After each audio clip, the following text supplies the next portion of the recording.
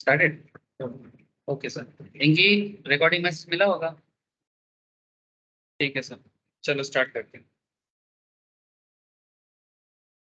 तो सर सबसे पहले good morning to all of you. Good morning good evening है ना, मेरा कंफ्यूजन रहता है हमेशा। ओके, तो सर आज क्या होगा। इनकी आवाज क्लियर है ना? हेलो, साउंड क्लियर है मेरा? हाँ सर, क्लियर है। Okay okay. अच्छा, सबसे पहले ना सर, आज हम लोग ना, ऐसे तो ये स्टॉक मार्केट ट्रेडिंग का ओवरऑल क्लास चल रहा है। इसमें मैंने लास्ट फ्यू क्लासेस में बेसिक्स का पूरा कंप्लीट ओवरव्यू दे दिया। अब हम लोग ना धीरे धीरे टेक्निकल एनालिसिस की तरफ बढ़ेंगे। तो आज मैं थोड़ा सा स्टार्ट करूंगा टेक्निकल।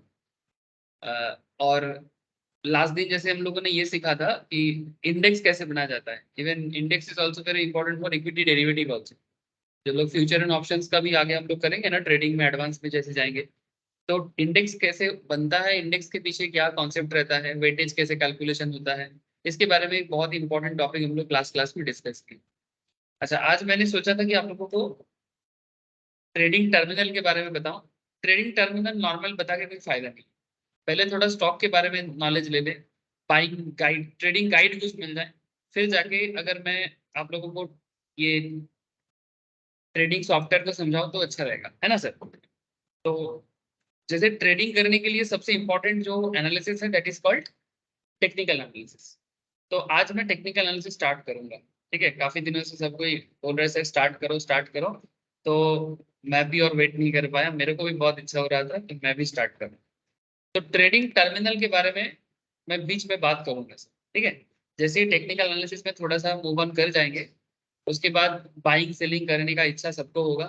ठीक है, तो then only we can start trading terminal also. मैंने आपका जो भी ब्रोकिंग सॉफ्टवेयर हो, जो भी ब्रोकिंग प्लेटफॉर्म हो, चाहे full discount full broking like HDFC, Motilal Oswal या कुछ भी, या फिर आप stocks, Zerodha, grow, trading terminal मोटा मोटी सब एक ही तरह का काम करता है।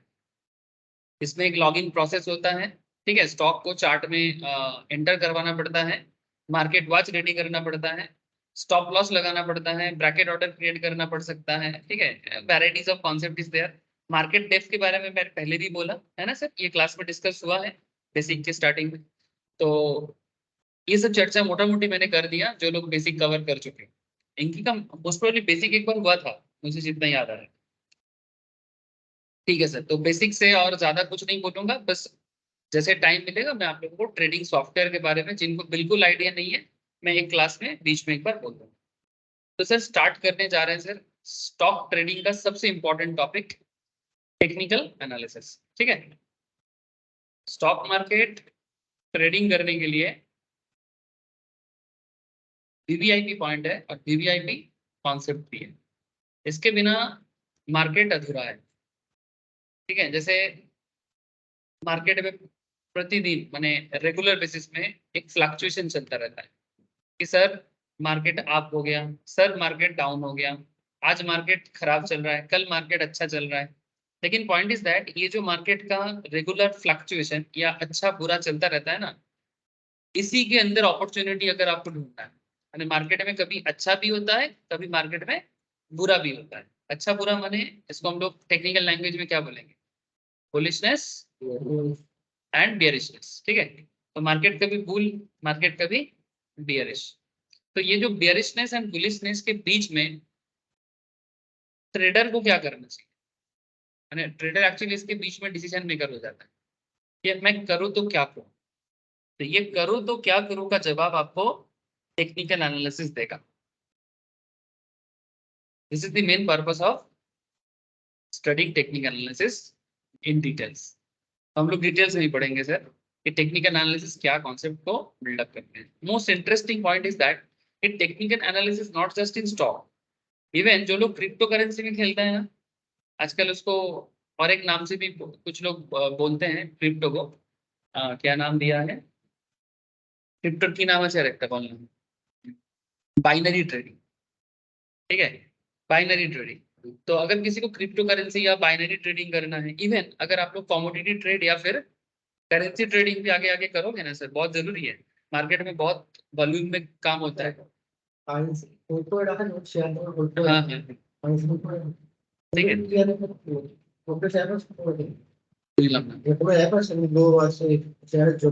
हाँ करेंसी रो অ্যাপ আছে বলবো আমি, ঠিক আছে। নরমালি এমসিএক্স এর মিডল থেকেও হয়, আমাদের এনএসসি সাইড থেকেও হয়, ঠিক আছে। এরকম বিভিন্ন অ্যাপ আছে যেটার মাধ্যমে করা যায়, আমি বলে দেবো। तो टेक्निकल एनालिसिस अगर आप जानोगे तो आप शेयर मार्केट में, जैसे मैं आपको एक छोटा सा चीज दिखा, ये जो डेरिवेटिव कॉन्सेप्ट है, मैं एक बार एनएससी में विजिट करूँ मैंने, मैं क्यों बता रहा हूँ कि आपको इसका स्कोप जानना चाहिए। टेक्निकल एनालिसिस लोगों को नॉर्मली लगता है कि सिर्फ शेयर मार्केट के लिए काम है। ये आमतौर पे लोगों का ख्याल है कि this is only on the basis of share market, but not necessary कि शेयर मार्केट, किसी भी मार्केट में अगर ट्रेडिंग करना हो, ठीक है, चाहे वो इक्विटी ट्रेडिंग हो या डेरिवेटिव ट्रेडिंग हो। जैसे आप देखो ये एनएससी में क्या क्या प्रोडक्ट बिकता है आप लोगों को पता है। एनएससी में इक्विटी बिकता है, मैंने इक्विटी का ट्रेड होता है, डेरिवेटिव का ट्रेड होता है। अब डेरिवेटिव के अंदर मैं क्लिक करूंगा ना, तो आप यहाँ पर देखोगे इक्विटी है, करेंसी है, कमोडिटी है, इंटरेस्ट रेट है। अगर आपको टेक्निकल नॉलेज हो, ठीक है, तो फिर आप इक्विटी में तो काम करोगे ही, इसके साथ साथ धीरे धीरे आपको करेंसी का भी नॉलेज में डेवलप हो जाएगा ट्रेड करने में। ऐसे करेंसी का एक अपना खुद का नॉलेज है, वो तो आप लोगों को अलग से लेना पड़ेगा, जो करेंसी का एक फंडामेंटल नॉलेज होता है। कमोडिटी का भी अपना एक फंडामेंटल नॉलेज होता है। But interesting fact is that if you know the technical analysis, you can easily identify the trading opportunities in various segments of the trading platform, चाहे वो स्टॉक हो, इक्विटी हो, करेंसी हो, कमोडिटी हो, कुछ भी हो, ठीक है। तो ये इतना वाइटल है कॉन्सेप्ट, इजी है सर, टफ नहीं है, एक पैटर्न पे बना हुआ है और वो पैटर्न सीखना पड़ेगा। चलो मैं स्टार्ट करता हूँ, पहले थोड़ा बैकग्राउंड सेटअप कर लेते हैं। तो स्टॉक मार्केट बेसिक्स हमें ये सिखाता है कि एक शेयर, सबसे पहले तो हम लोग एक क्वेश्चन का जवाब ढूंढे थे कि सर मार्केट में इन्वेस्ट क्यों करना है ना। फिर ट्रेडिंग क्यों करना है, फिर हम लोग देखे थे कि मार्केट में स्टॉक आता कैसे है, मैंने आईपीओ के थ्रू से। अब एक बार स्टॉक आ गया ना, तो वो निफ्टी के अंदर काउंट हो गया, निफ्टी 50 के अंदर आ गया, लिस्टेड हो गया। अब जैसे ये कंपनी निफ्टी 50 के अंदर लिस्टेड हो जाता है, जैसे ये देख सकते हैं आप, एशियन पेंट्स, टाटा मोटर्स, ठीक है, टाटा पावर, बहुत सारे और भी कंपनीज हैं, अलग अलग स्क्रिप्ट में भी आप देख पाएंगे। तो आप क्या कर सकते हो, इसमें से कोई भी एक कंपनी को उठा सकते हो और इसमें आप ट्रेड ले सकते हो। अब पॉइंट इज दैट, अब निफ्टी 50 में 50 है, सेंसेक्स में 30 है, और ओवरऑल मार्केट में 5 से 7 हजार कंपनी है। तो हर किसी का टेक्निकल एनालिसिस करने बैठ जाए क्या? Is it really feasible? Not sir. तो फिर करना क्या है, इसी के बारे में पहले बात करें, ठीक है। तो previous stock market basics chapter हम लोगों को एक स्टार्टिंग पॉइंट दिया कि मार्केट क्या है, मार्केट के बारे में एक ओवरऑल आइडिया। मैंने ट्रेडिंग प्लेटफॉर्म को थोड़ा सा स्किप इसलिए किया क्योंकि जैसे ही मैं टेक्निकल सीखने के बाद बाइंग सेलिंग प्रोसेस में जाऊंगा, जिनको पता है मैं उनके लिए नहीं बोल, काफी सारे लोग हैं जिनको ना बिल्कुल मार्केट के बारे में पता नहीं है, बाई सेल कैसे करना है ये भी नॉलेज नहीं है। तो मैं उनको ना जैसे ही टेक्निकल में थोड़ा मूव ऑन करूंगा, फिर मैं बाइंग सेलिंग प्रोसेस में भी बात करूँ। स्टॉप लॉस भी एक इंपॉर्टेंट पार्ट आएगा सर, ठीक है। So we know that developing a well researched point of view is critical. ये सबसे important, कि एक well researched point of view develop करना है sir for success in stock market. Stock market कोई, मैंने ऐसा नहीं कि कोई टिप्स दे दिया, काफी लोग ना सिर्फ टिप्स के भरोसे ही चलते हैं कि कोई किसी को टिप्स दे दिया और वो एकदम आंख बंद करके टिप्स फॉलो कर रहा है, जिस दिन टिप्स काम चला तो चला, जिस दिन नहीं चला तो नहीं चला, और जिस दिन सारा लॉस में चला गया फिर बोलना चालू कर दिया कि मार्केट तो मेरा बस का बात नहीं। प्रॉब्लम ये है कि वो पर्टिकुलर इंडिविजुअल से रिसर्च नहीं हो पा रहा, या फिर रिसर्च करने के लिए जो मेहनत करना है या स्टडी करना है वो नहीं करना चाहते। A good point of view should have directional view. एक अच्छा पॉइंट ऑफ व्यू किस पे डिपेंड करता है? डायरेक्शनल व्यू पे डिपेंड करता है। मैंने मार्केट, जैसे एक हिंदी मूवी का गाना है वो, ऋतिक रोशन का, क्या गाना है, कोई मिल गया बोल के, एक बच्चे लोगों का मूवी था ना, हम लोग जब छोटे थे, हम लोग जब छोटे थे उस टाइम पे आया, तो हम लोगों के टाइम पे तो काफी पुराना हो गया। कोई मिल गया हमें, वो जादू बोल के था ना, अरे तो उसमें गाना, हाँ, इधर चला मैं उधर चला, ठीक है, इधर चला मैं उधर चला, जाने कहाँ मैं किधर चला, हाय फिसल गया, ये तूने क्या किया, ठीक है। सो पॉइंट इज दैट ये जो मार्केट कभी इधर जाता है, कभी उधर जाता है, और फिर कभी फिसल जाता है, इसके बीच में डायरेक्शनल व्यू मैटर करता है। तो यहाँ पर 4 इंपॉर्टेंट पॉइंट आ रहा है। Price at which one should buy or sell stock, expected risk, expected reward, and expected holding period. The four important parameter in market. Price at which one should buy the stock. ठीक है, क्या दाम पे share खरीदना चाहिए, क्या दाम पे शेयर बेचना चाहिए. एक्सपेक्टेड रिस्क क्या है, मैंने क्या रिस्क आप उसमें देख सकते हैं या किस आपको सामना करना पड़ सकता है, you need to face. Reward क्या मिलेगा आपको, इसके लिए एक रेशियो आएगा सर, रिस्क रिवार्ड रेशियो. ठीक है नहीं सर, आगे चर्चा करूंगा कि कौन सा रिस्क रिवार्ड रेशियो एक ट्रेडर के लिए बेस्ट होता है. ठीक है, ये चर्चा आगे रहेगा सर. एंड होल्डिंग पीरियड, कितना देर तक होल्ड करें. ज्यादातर केस में ये, गुड मॉर्निंग, गुड मॉर्निंग. ठीक है, ज्यादातर केस में ये बहुत इंपॉर्टेंट पॉइंट हो जाता है कि एक बार शेयर खरीद तो लेता है, फिर मार्केट में थोड़ा सा डाउनफॉल होने से अंदर में डर लगता है ना सर, क्या पता और गिरे, अगर और गिर जाए तो, और गिरे तो. और देखा जाता है खरीदने के बाद ज्यादा गिरता है. ठीक है, और उसमें मन में ना एक डर पैदा होता है कि पता नहीं और खत्म हो जाएगा तो ऐसा हो सकता है कि मेरा पैसा ही पूरा नील हो जाए. तो expected holding period is very vital. ये डिपेंड करता है कि आप कितने टाइम के लिए मार्केट में आ रहे हैं. मैंने आप लोगों को मैं टाइप्स ऑफ ट्रेडर के बारे में बताया था, याद है लास्ट क्लास में, आई थिंक लास्ट क्लास है उससे पहले वाला क्लास, कि कितना तरह का ट्रेडर होता है. जैसे स्काल्पर होता है, इंट्राडे ट्रेडर होता है, एडवांस बेसिस में आपका क्या बोलते हैं इसको, स्विंग ट्रेडर होता है. ठीक है, स्विंग ट्रेडर, स्काल्पर या पोजिशनल ट्रेडर. ठीक है, तो डिपेंड करता है कि आप किस तरह का ट्रेडर बनना चाहते हो. इस पे भी डिपेंड करता है कि आपका होल्डिंग पीरियड क्या रहेगा. ऐसा नहीं कि होल्डिंग पीरियड में भी नॉन नॉन स्काल्पिंग करता है. नॉन नॉन का होल्डिंग पीरियड का कॉन्सेप्ट और अमूल्येंदु का हमारा स्विंग ट्रेडिंग करता है, अमूल्येंदु का होल्डिंग पीरियड का कॉन्सेप्ट सेम नहीं रह सकता. ठीक है, तो holding period is fully depend on man to man. ठीक है, कि वो कितने, जैसे सबका खेलने का तरीका अलग है ना. रोहित शर्मा भी अच्छा बैट्समैन है, विराट कोहली भी अच्छा बैट्समैन है, लेकिन रोहित शर्मा का खेलने का तरीका और विराट कोहली का खेलने का तरीका कितना अच्छा अलग है सर, वो पता लगता है. जैसे लास्ट दिन का मैच देखो, विराट कोहली सेंचुरी किया, रोहित शर्मा 40 किया, पर रोहित शर्मा का 40 भी उतना ही इंपॉर्टेंट है जितना विराट कोहली का 100. अगर रोहित शर्मा आगे बॉलर्स का ऐसा हालत ना करता 24 गेंद में, तो शायद विराट कोहली वो 100 नहीं कर पाता.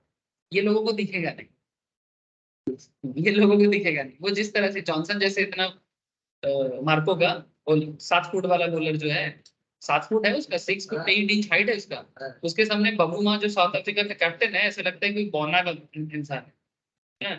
तो वो पूरा वर्ल्ड कप में सबसे बेस्ट विकेट टेकर, उसको रोहित शर्मा ने एकदम हालत खराब कर दी. उसके बाद विराट कोहली को इजी लग गई. So point is that sir कि होल्डिंग पीरियड मैंने कौन कितना देर तक होल्ड करके खेले, ये मैन टू मैन भी वैरी करता है. ठीक है, चलो, तो ये सभी आपको जवाब मिल जाएगा सर टेक्निकल. तो टेक्निकल एनालिसिस को शॉर्ट में ना टीएबी कहते हैं. It's a popular technique that allows you to do just that. It helps you develop a point of view on a particular stock or index. माने अगर आपका इच्छा करे तो आप इंडेक्स में ट्रेड लो, जैसे निफ्टी में. ठीक है, निफ्टी में ट्रेड लेना कॉम्पेरेटिवली इजी होता है. सर इजी क्यों, क्योंकि इसमें क्या बोलते हैं, डाइवर्सिफिकेशन मिलता है. ठीक है, लिक्विडिटी मिलता है, डाइवर्सिफिकेशन मिलता है. मैंने पैसा ना बहुत ज्यादा खराब या बहुत ज्यादा अच्छा ऐसा नहीं होगा. इंडिविजुअल स्टॉक में रिस्क होता है, अगर गिरेगा तो पूरा गिर जाएगा, है ना. तो ज्यादातर केस में जब आप नया नया होते हो मार्केट में, तो आपको बोला जाता है कि भाई अगर ट्रेड लेना है, अच्छा नॉर्मली इंट्राडे में तो आप इसमें कर नहीं सकते, आपको ऑप्शन में या फ्यूचर में इंडेक्स में ट्रेड करने का मौका मिलेगा. इंट्राडे में आपको इंडिविजुअल स्टॉक के सहारे ही चलना. सो वो भी आगे आगे चर्चा करेंगे sir. Okay, now what is the point sir. So like the trade in terms of entry price, exit price and risk. तो ट्रेड क्या बनेगा, आपका एंट्री प्राइस क्या होना चाहिए, है ना. इंपॉर्टेंट पॉइंट है ट्रेडर बनने के लिए, इंपॉर्टेंट पॉइंट. एंट्री प्राइस क्या होगा, एग्जिट प्राइस क्या होगा, और रिस्क क्या सकता है. Like all stock market research techniques, technical analysis also comes with a few associated conditions and assumptions. Stock market को रिसर्च करने का और भी टेक्निक है. जैसे इंपॉर्टेंट 3 टेक्निक मैं आपको बताता हूँ मार्केट रिसर्च करने का. जैसे आप लोग फंडामेंटल के बारे में सुने, है ना, जो कंपनी के इन्वेस्टमेंट के लिए आइडिया देता है ना. फंडामेंटल भी एक रिसर्च का कॉन्सेप्ट बनाता है. जिसमें आप कंपनी का पूरा फाइनेंशियल स्टेटमेंट को चेक करके कंपनी के, उसमें भी वो भी ट्रेडिंग के लिए काम आता है। पर fundamental research is very important part of stock research. And second is very important, इसको बोलते हैं सर स्टैटिस्टिकल रिसर्च या फिर क्वांटिटेटिव रिसर्च। ये हम लोग सीखेंगे सर। ये टेक्निकल का नहीं, ट्रेडिंग का पार्ट है। जब हम लोग ऑप्शन ट्रेडिंग में जाएंगे ना, तो वहां पर quantitative approach is very important. Actually क्या होता है, आप लोग स्टैटिस्टिक्स में भी एक चीज सुने हो, स्टैंडर्ड डेविएशन, सिग्मा। ठीक है, इस सिग्मा का बड़ा रोल प्ले है इस स्टॉक ट्रेडिंग। तो मैं आपको तब बताऊंगा कि वो क्वांटिटेटिव टेक्निक या स्टैंडर्ड डेविएशंस कैसे काम करते हैं। ऑप्शन ट्रेडिंग में डेल्टा गामा थीटा ऐसा कुछ कॉन्सेप्ट रहता है ना सर, तो वो सब क्या है, क्वांटिटेटिव। कंपनी का डेल्टा देखना पड़ता है, कंपनी का गामा देखना पड़ता है, थीटा देखना पड़ता है, डीके देखना पड़ता है, ठीक है, एसडी देखना पड़ता है। तो वो आपको बहुत हेल्प करेगा मार्केट में कंपनी का, मैंने जो भी स्टॉक है उसका किधर जा सकता है, आपको जाना चाहिए नहीं जाना चाहिए, तो वो भी रिसर्च टेक्निक। टेक्निकल भी एक रिसर्च टेक्निक है। सो टेक्निकल, फंडामेंटल, क्वांटिटेटिव, ये तीनों अलग अलग रिसर्च टेक्निक। तीनों तरीके से मार्केट को प्रेडिक्शन किया जा सकता है। लेकिन पहले टेक्निकल को बिल्ड करते हैं, फिर धीरे धीरे क्वांटिटेटिव में जाएंगे। और फंडामेंटल का क्लास तो मैंने अभी तक स्टार्ट किया नहीं है, लाइव में, लाइव क्लास में स्टार्ट नहीं किया। जब करूंगा तब आप लोगों को भी मैं बोलूंगा कि सर मैंने स्टार्ट कर दिया, आप लोग तब उस टाइम पे कर सकते हैं। ठीक है, क्योंकि that is a very important part for stock market. Okay, अच्छा, तो फिर तीन टेक्निक हो गए। तो रिसर्च टेक्निक के अंदर technical analysis also comes with a few associated conditions and assumptions। तो ये भी अपने तरफ से एक कंडीशंस एंड assumption लेके आता है। सर assumption का मतलब क्या होता है, इसको बंगाली में हम लोग बोलते हैं धारणा। हर चीज का ना एक पर्टिकुलर धारणा होता है। धारणा क्यों होता है, क्योंकि किसी भी चीज को प्रूव करना होता है ना कि भाई ये इस तरह से टेक्निकल करेगा। अब टेक्निकल कभी कभी गलत भी होता है, ऐसा नहीं कि उस पर्टिकुलर assumption हमेशा सही निकलते हैं। बट कोशिश ये करना है कि भाई इस पर्टिकुलर assumption के थ्रू से हम मार्केट को समझ पा रहे हैं कि नहीं कर। Some of which can be highly complex. कभी कभी ना टेक्निकल एनालिसिस का assumption बहुत कॉम्प्लेक्स भी होता है। However technology makes it easy to understand. आजकल तो सर क्या बोलूं, एल्गो ट्रेडिंग है, आप लोग जानते हो एल्गो ट्रेडिंग? एल्गो ट्रेडिंग और कुछ भी नहीं सर, हम लोग मार्केट में ट्रेडिंग तो ले रहे हैं ना। पीयूष जानिए एल्गो ट्रेडिंग की? হ্যাঁ স্যার, কি হয় বল? অ্যালগো ট্রেডিং আপনার বেসিক্যালি তো যারা প্রচুর কোয়ান্টিটিতে যারা ট্রেড করে তাদের হ্যাঁ, ক্ষেত্রে মানে ট্রেড এক্সিকিউট করতে সুবিধা হয়, কারণ আমরা নর্মালি যে ট্রেডিং প্ল্যাটফর্ম গুলো ইউজ করি এখানে যদি আমরা হ্যাঁ, একসঙ্গে হিউজ একটা কোয়ান্টিটি দিই না, সেখানে মানে ল্যাগ করবে বলতে পারেন একটা। আর অ্যালগো ট্রেডিং এ বিশেষ করে তো আপনার বড় বড় কোম্পানিগুলো ইউজ করে, মানে ওদের যে ক্লায়েন্ট বেস থাকে ওখানে আপনার ক্লায়েন্ট মেনটেন করা যায়, ক্লায়েন্টের হয়ে আপনি ট্রেডও নিতে পারবেন, আপনার অ্যালগোরিদম থাকে তার মধ্যে। एग्जैक्टली सर, वही बताना चाह रहा हूँ sir. Algorithm trading, algo trading माने एल्गोरिदम ट्रेडिंग माने एक्चुअली हम लोग नॉर्मल में जब ट्रेड करेंगे वो तो मैनुअली करेंगे और इंस्टिंक्ट के ऊपर बेस करके करेंगे कि हमें क्या लगता है उसकी। एल्गोरिदम में जब ट्रेडिंग होगा, ट्रेडिंग वही है उस जैसे हम लोग यहाँ पर भी ट्रेड करेंगे वैसे तरह से ट्रेड होगा। लेकिन एल्गोरिदम ट्रेडिंग क्या करेगा, वो सॉफ्टवेयर बेस्ड होगा। सॉफ्टवेयर प्रोग्रामिंग करके रखा है, उस प्रोग्रामिंग के बेसिस में ट्रेड एग्जीक्यूट ऑटोमेटिक होगा। इमोशंस का कोई जगह नहीं कि मुझे क्या लग रहा है वो मैटर नहीं करता, प्रोग्राम को क्या लग रहा है वो मैटर। प्रोग्राम कैसे सेट किया गया, last 6 months data, last 1 year data, last 2 years data, उसका एनालिसिस करके प्रोग्रामिंग में क्या किया गया उसको पुट कर दिया गया। जस्ट प्रोग्रामिंग जैसे होता है, जैसे हम लोग गूगल में पेज ओपन करते हैं डेटा निकल के आ जाते हैं, तो गूगल भी तो एल्गोरिथम फॉलो करता है। गूगल में हम लोग जब कुछ सर्च करते हैं तो वहां पर तो कुछ डेटा कैसे निकल गया, that is also based on algorithm. It's a mathematical concept. उसी एल्गोरिथम के बेसिस में ट्रेडिंग भी हो रहा है। ठीक है, कोई बात नहीं सर, जब आप लोग नॉर्मल ट्रेडिंग सीख जाओगे ना, तब एल्गो ट्रेडिंग भी आप लोगों को बड़ा अच्छा लगेगा, यानी तब आपको काफी हेल्प भी होगा। ठीक है, चलो आगे आगे समझ में आ ही जाएगा। गुड मॉर्निंग पूर्वा। Hi, good morning, sir. Good morning. Okay, quant mutual fund algo trading के ऊपर बेस कर, चलो समझ रहे हो, टेक्नोलॉजी का इस्तेमाल हो रहा है इसमें। ओके, सो टेक्निकल एनालिसिस का बेसिक हो रहा है, जो लोग अभी अभी ज्वाइन किए उनके लिए बोल रहा हूँ। मैंने टेक्निकल बेसिक स्टार्ट किया, इसके बाद मैं ट्रेडिंग प्लेटफॉर्म बाद में थोड़ा बता दूंगा सर। थोड़ा सा मैंने टेक्निकल पे इंक्लूड हो गया, बाद में मैं ट्रेडिंग सॉफ्टवेयर का जो ओवरव्यू है वो मैं बाद में। अच्छा, तो however technology makes it easy to understand and execute trade based on TA. तो ये जो प्रोग्रामिंग भी हो रहा है ना अल्गो ट्रेडिंग में, या फिर जो भी नॉर्मल जैसे आजकल ट्रेडिंग सॉफ्टवेयर भी आ गए, जैसे ये ज़ीरोधा वगैरह में भी हम लोग देखते हैं, उसके सॉफ्टवेयर के अंदर हम लोग सीखेंगे धीरे धीरे। ठीक है, हजारों चीजें हैं सर इसके अंदर। ठीक है, ये देखो सर, इसके अंदर इंडिकेटर्स भरा पड़ा है, साइज में कितना सारा और भी स्केलिंग्स करने का भी चीजें हैं। ठीक है, इंडिकेटर्स में भी काफी सारा है।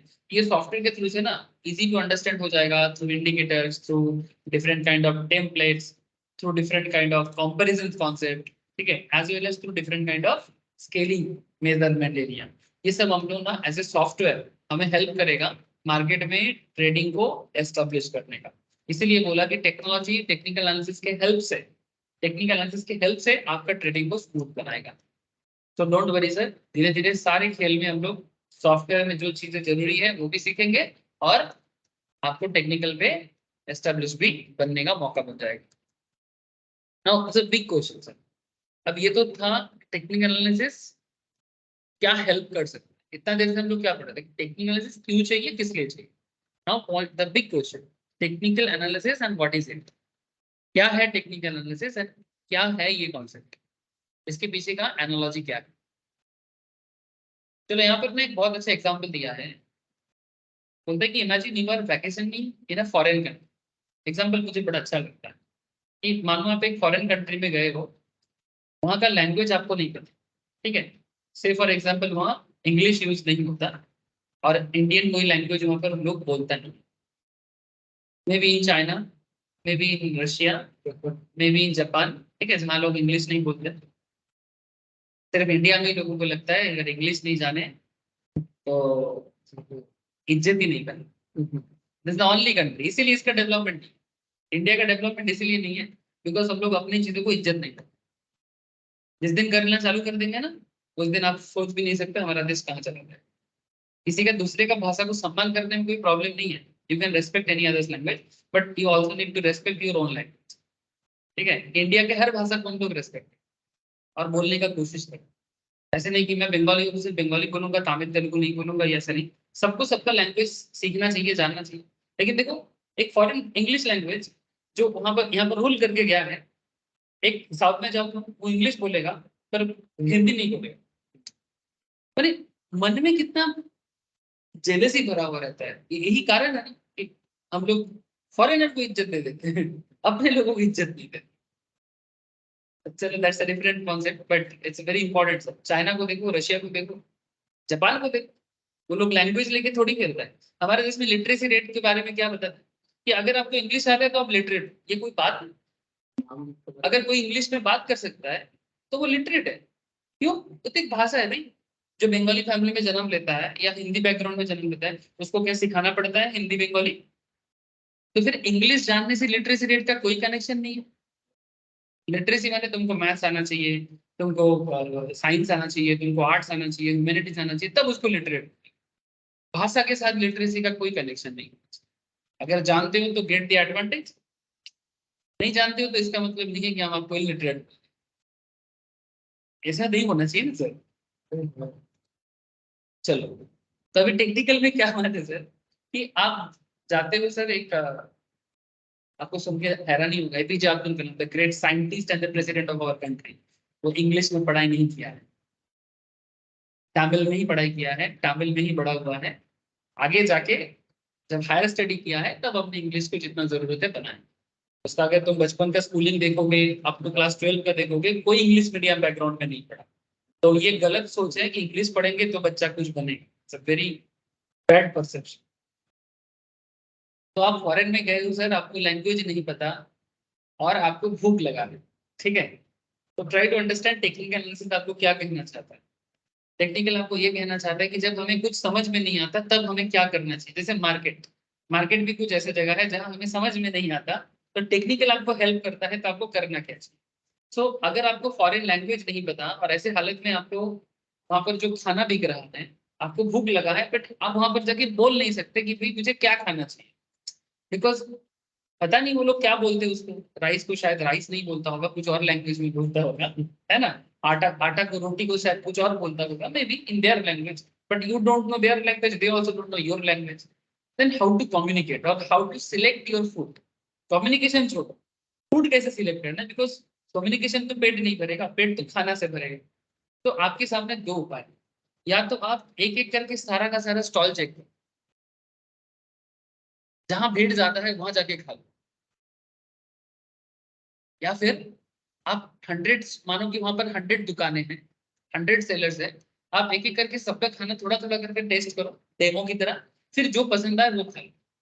अच्छा, ये 100 वेंडर्स को चेक करना और फिर खाना, इज इट पॉसिबल?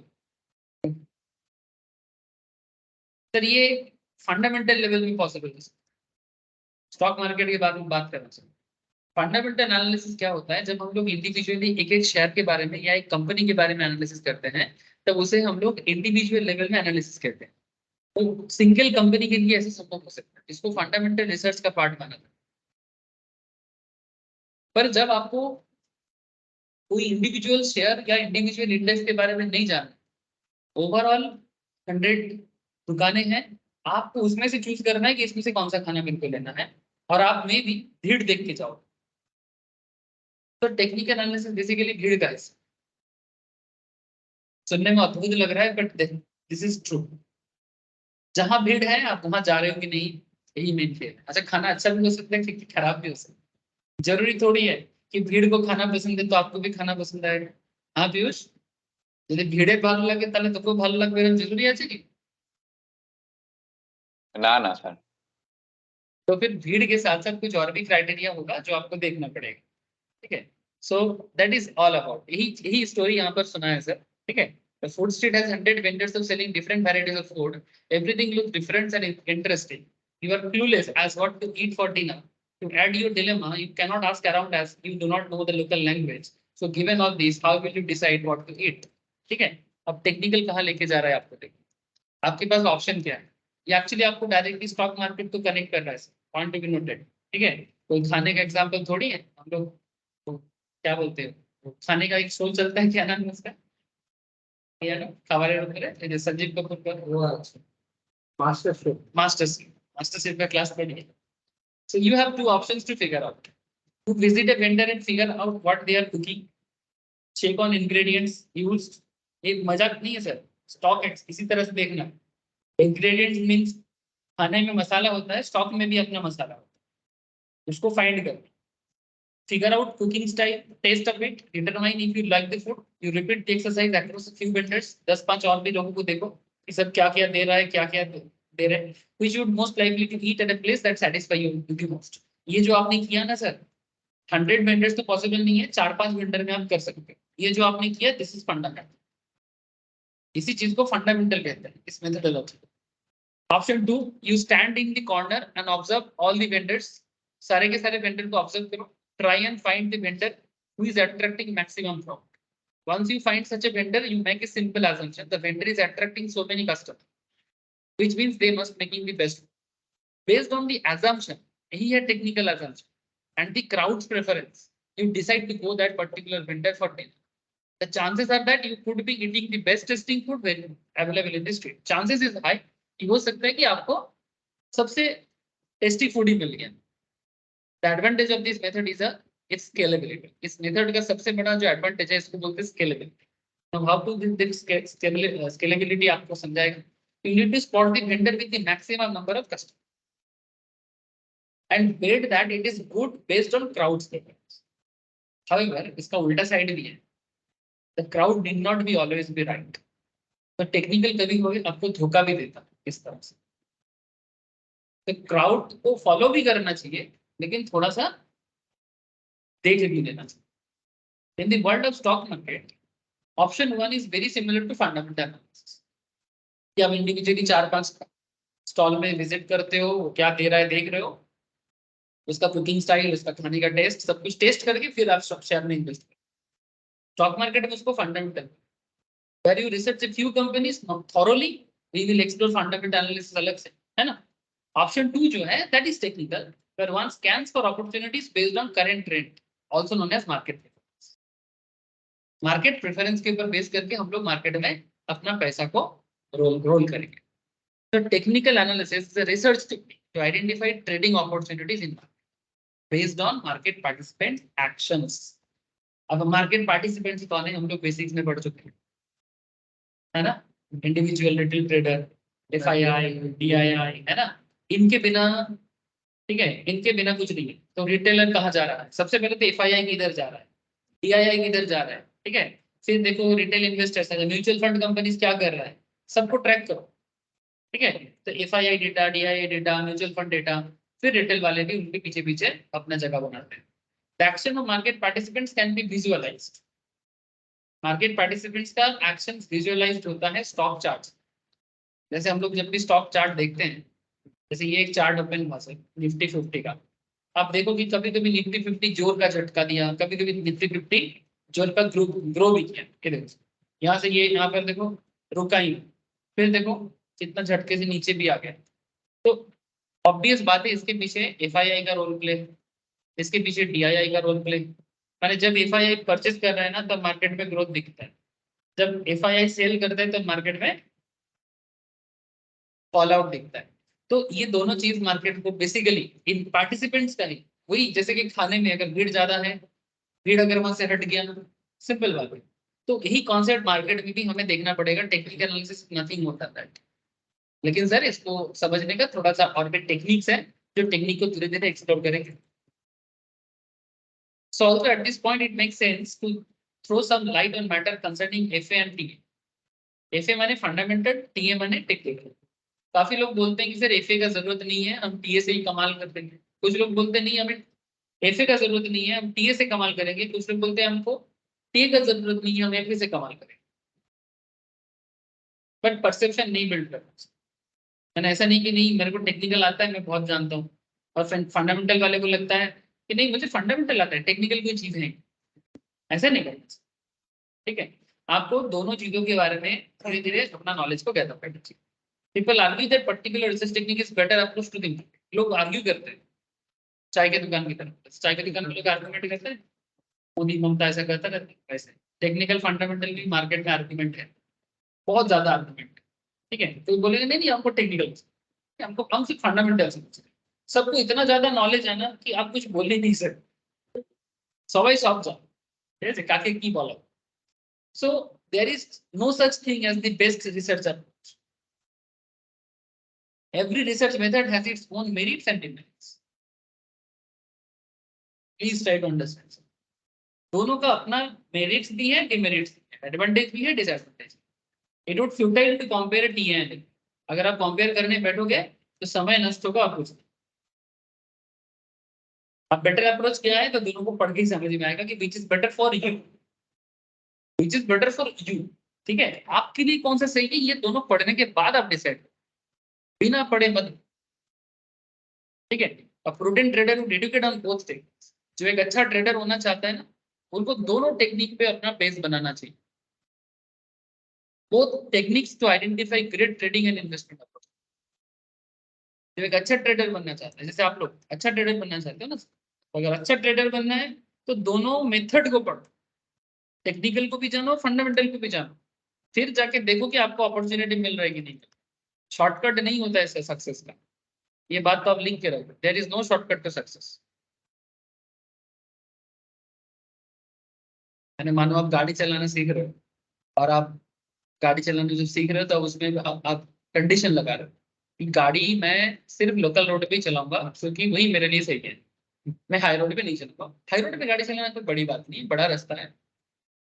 कुछ लोग ऐसे बोलते हैं, लोकल रास्ता पे चला के देखा तो उसको लगता है कि लोकल रास्ते में गाड़ी चलाना ज्यादा टफ है क्योंकि भीड़ होता है। लेकिन हाई रोड में गाड़ी चलाने के लिए एक अलग टेक्निक, ठीक है, ठीक है। जब तुम्हारे सामने से, मानो तुम स्कूटी में हो और तुम्हारे सामने से जब एक ट्रेलर निकल जाएगा या फिर एक बड़ा सा गाड़ी स्पीड में निकलेगा ना, तुम्हारा स्कूटी ना पीछे से ऐसे हवा में हिल कर रहेगा। फंडामेंटल स्ट्रॉन्ग, बहुत स्ट्रॉन्ग होना चाहिए, उसका एक अलग ही लेवल ऑफ स्किल चाहिए होता है। लोगों को लगता है कि बड़ो रास्ता কোনো ব্যাপার নেই। আমি তো গুজরাটে এমনি চালাতাম, এদিকে একদম টপ হাইওয়ে বাইরে पास के गाड़ी में 150 में भेजी है। आज हम पास से चल के भी चला रहे हैं। तो ये एक्चुअली ये अनुभव मैंने भी किया जब फर्स्ट टाइम मेरे पापा के साथ हाई रोड पे गाड़ी चलाने के लिए निकला। तो उससे पहले लोकल में मस्ती मारते थे जैसे नॉर्मली होता है ना, यूज करता है। तो जिस दिन पापा मेरे को बोला, हम लोग का एक सीडी क्या वो हीरो होंडा प्लस एक था ना, पैशन प्लस ऐसा कुछ। तो ऐसे एक गाड़ी लेके निकला हाई रोड में, बॉम्बे रोड के सामने से निकल। तो हम लोग पांसकुड़ा आ रहे थे, पांसकुड़ा जगह ना, तो झारखंड से पांसकुड़ा के लिए आ रहे थे, मेरे बुआ रहते थे पास। तो पापा बोल रहे थे कि तू चला, कैसे चलाना सिखाए हम देख।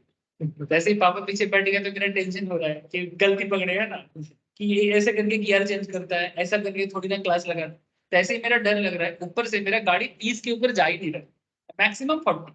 फिर पापा बोल रहे ऐसा करके पहुंचेंगे तो हम लोग 2 दिन लग जाएगा 5 मिनट पहुंचेंगे।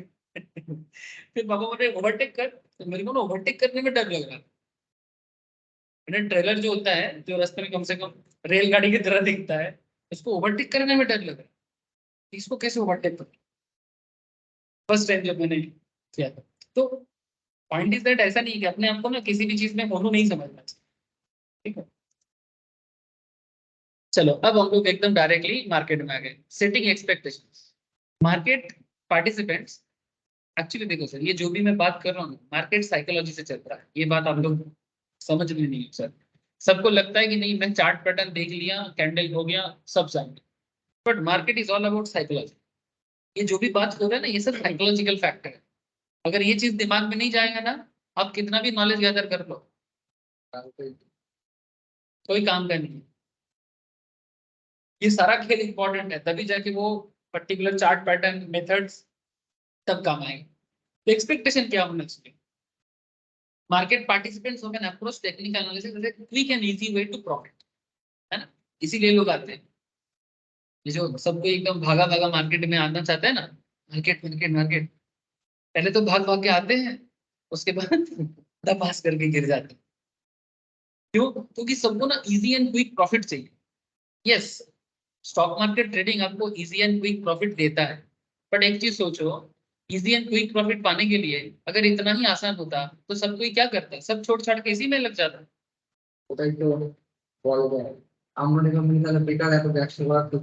तो फिर इतना सारा चीज करने का जरूरत ही नहीं है ना। ये जो लोग इतना मेहनत करते हैं सारा दिन, सबको कोई मेहनत ना करो, सब छोड़ छाड़ के मार्केट में आ जाओ, इजी एंड क्विक प्रॉफिट करो और घर चला लो। एक्चुअली क्या है ना, इसके पीछे ना क्या बोलते हैं ना, साधना का चीज है। आपको इसके पीछे टाइम देना पड़ेगा, तब जाके ये इजी एंड क्विक प्रॉफिट दिखेगा। तो कोई कुछ लाइक वैसा ही है, रोहित शर्मा जब खेलता है लगता है कि बॉलर बॉलर नहीं,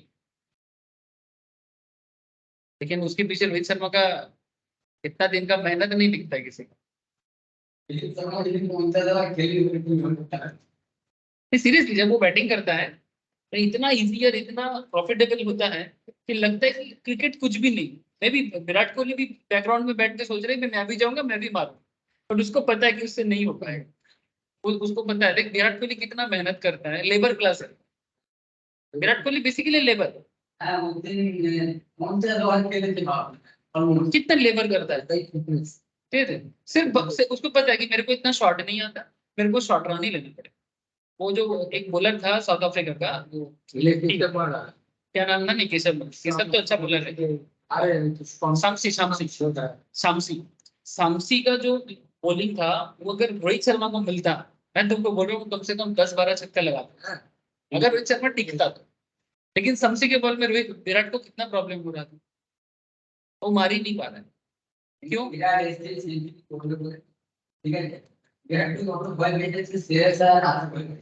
श्रेयस नहीं, पूरा श्रेयस भी नहीं कर पा रहा। वही मैं बोल रहा हूँ कि इजी कुछ नहीं दिखता है सर, वो कभी कभी लगता है कि इजी है। जैसे रोहित शर्मा का एग्जांपल मैंने क्यों दिया, मैंने मार्केट में भी ना कुछ लोग मानो कमा ले रहे हैं, उसको देख के दूसरे लोगों को लग रहा है कि भाई मैं भी आऊंगा, मैं भी कमा लूं। बात समझ में आ रही है? सबको ऐसे ही लगता है। मैं रोहित शर्मा को देख के सबको लग रहा है कि मैं भी क्रिकेट खेलूंगा, जाऊंगा ऐसे ठटाठट पूल मारूंगा, छक्का लगा के आ जाऊंगा। इतना इजी नहीं, इट्स नॉट सो इजी। इसीलिए मैं एग्जाम्पल, मेरे को क्रिकेट में बात करने की इतना इच्छा नहीं है, क्योंकि मुझे पता है क्रिकेट एक ऐसी चीज है जो सबको इतना कनेक्ट करता है और उसके बाद हो जाएंगे। तो मैं उस पर नहीं पढ़ना चाहता। मैं ये कहना चाहता हूँ कि इजी एंड इजी प्रॉफिटेबल लगता है, पर उसको बनाने के पीछे मेहनत लगता है। So on the contrary, technical analysis is anything but quick and easy. If done right consistently generating profit is possible. काफी लोग मेरे को क्वेश्चन करता है कि सर क्या टेक्निकल एनालिसिस या स्टॉक मार्केट सीख के क्या मैं रेगुलर बेसिस में प्रॉफिट कर सकता हूँ? Answer is yes. अगर कोई भी आपको पूछे आप भी यही जवाब देना सर कि हाँ संभव है, क्योंकि ये सीरियसली एक बिजनेस टेक्निक है। जैसे देखो, अगर कोई आपको बोलता है कि बिजनेस करना आसान है कि जॉब करना आसान है, जॉब करना आसान है, क्योंकि जॉब में आपको हेडेक नहीं लेना है, आपको पर्टिकुलर एक स्किल जनरेट करना है और कंपनी को जाके वो स्किल दिखाना है। अगर कंपनी को पसंद आया तो आपको एक 10-20 हजार, 15,000, 20,000, 1 लाख, जो भी आपका as per the level of your क्या बोलेंगे पद, आपको एक सैलरी मिलेगी। लेकिन बिजनेस करना इजी तो है नहीं, लेकिन फिर भी क्या बिजनेस करके रेगुलर इनकम नहीं हो सकती? हो सकता है ना सर। तो एग्जैक्टली स्टॉक मार्केट में ट्रेडिंग करके भी रेगुलर इनकम हो सकता है। इट्स रियली पॉसिबल बिकॉज ये और कुछ भी नहीं है, बिजनेस टेक्निक। नाम क्या है? ट्रेडिंग। ट्रेडिंग माने क्या? Buying and selling. And you need to understand that particular psychology कि कब बाई करें और कब सेल। वैसे पान वाला को भी पता है कि किस टाइम पे पान का दाम बढ़ता है और किस टाइम पे पान का दाम गिरता है, क्योंकि वो उसका डेली का प्रोडक्ट है। पीयूष है यहाँ पर, पीयूष का एग्रीकल्चरल दिमाग है, फैमिली बैकग्राउंड है। पीयूष, आलू का दाम कब बढ़ता है और कब गिरता है पीयूष को बहुत अच्छे से पता है। पीयूष बोल, এখন আলুর দাম বেশি না কম? এখন কমে গেছে স্যার, একটু এখন কমে পুজোর গেছে। দুর্গাপুজোর টাইমটা একটু থাকে বেশি, হাই থাকে। दुर्गा पूजा के टाइम पे थोड़ा ज्यादा रहता है, अभी फिर से कम हो गया। আবার কখন বাড়বে? বাড়বে বলতে আপনার এটা তো এক্সপোর্টের উপর নির্ভর করছে। রাজ্য সরকার যদি মাঝখানে মাথা না ঘামায় তাহলে দামটা মোটামুটি ঠিকই থাকে। অনেক সময় হয়তো বাইরে স্টেট যাওয়া গভর্নমেন্ট বন্ধ মাথা না করে দিতে ঘামালে হয়। তাহলে দামটা বাড়বে। गवर्नमेंट माथा घामिয়ে দেয় তাহলে হুম, दामটা पाওয়া যায়। तो देखो सर, হ্যাঁ হ্যাঁ। अब मैं बेसिकली क्या कहना चाहा, पीयूष को मैंने क्या बोला, क्योंकि पीयूष एक एग्रीकल्चरल कमोडिटी लेके काम करता है, तो वो उसका रोज का धंधा है, रोज का बिजनेस है। तो अगर तुम मार्केट को भी ऐसे रोज का चीज बना लोगे ना, तो तुम भी मार्केट के बारे में ऑटोमेटिकली आइडिया जनरेट कर। ऐसा नहीं कि अगर देखो ये, अच्छा पीयूष को ये चीज कैसे पता चला? क्योंकि पीयूष के फैमिली में, पीयूष जब से बड़ा हुआ है तब से ये चीज देख रहा है कि उसका पापा कब मार्केट में जाके आलू का चारा खरीद के लाते हैं, यानी बीज, ठीक है, कब लगाते हैं, कब दाम में बेचता है, और कब उसको बोलते हैं कि अभी होल्ड करो बाद में बेचे। तो ये जो टेक्निक है, यही है टेक्निक। आपको भी जब स्टॉक में ट्रेडिंग करना चाहिए तो स्टॉक को भी ना आलू की तरह फील करना चाहिए। जिस दिन देखोगे कि वो आलू की तरह नॉलेज आपको आ गया, जैसे पीयूष को आलू का नॉलेज है, ठीक है, आलू in the sense potato, Chandramukhi Jyoti, इसी नाम से बंगाल में चलता है, ठीक है।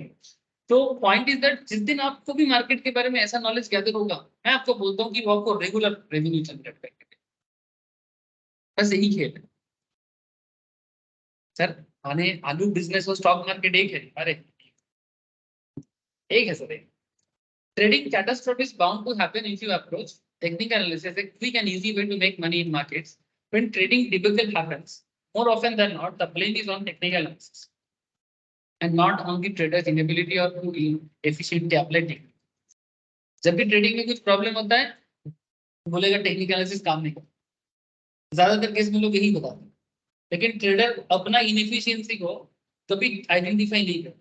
उसको हमेशा लगता है टेक्निकल एनालिसिस का जो कॉन्सेप्ट है इसमें कुछ लूप होल्स है, इसीलिए प्रॉब्लम। वो कभी नहीं बोलेगा कि नहीं कि मेरा इनएफिशिएंसी है कि मैं टेक्निकल को समझ नहीं।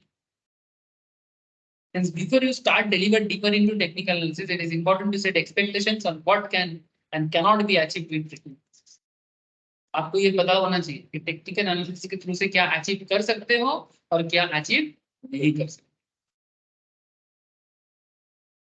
ठीक है। बिना सोचे समझे जिंदगी में कुछ भी नहीं करना चाहिए, ठीक है।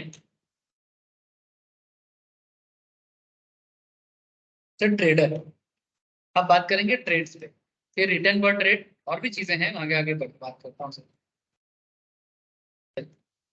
Trades, TA is based used to identify short term trade. Technical analysis ज्यादातर इसमें शॉर्ट टर्म के लिए यूज होता है। Do not use TA to identify long term investment opportunity. Technical analysis कभी भी आपको long term point of view generate करके नहीं देता, ये हमेशा आपको शॉर्ट टर्म के लिए ही एप्लीकेबल करता है। Long term investment opportunity is best identified using fundamental approach, but yes, if you are a fundamental analysis, ठीक है। अगर आप एक फंडामेंटल एनालिस्ट हो तो आप टेक्निकल एनालिसिस का यूज कर सकते हो to calibrate the entry and exit points in the market. जैसे कि एग्जांपल मैं आपको दे रहा हूँ, जैसे एक स्टॉक बताओ सर जो अभी फंडामेंटली आप लोगों को लगता है कि फ्यूचर अच्छा है, फंडामेंटली फ्यूचर अच्छा है, एक स्टॉक का नाम। कल्याण ज्वेलर्स। कल्याण ज्वेलर्स, मेरे को नंदन ने बताया इसलिए मैं कल्याण ज्वेलर्स आ ये कल्याण KJIL बेटा।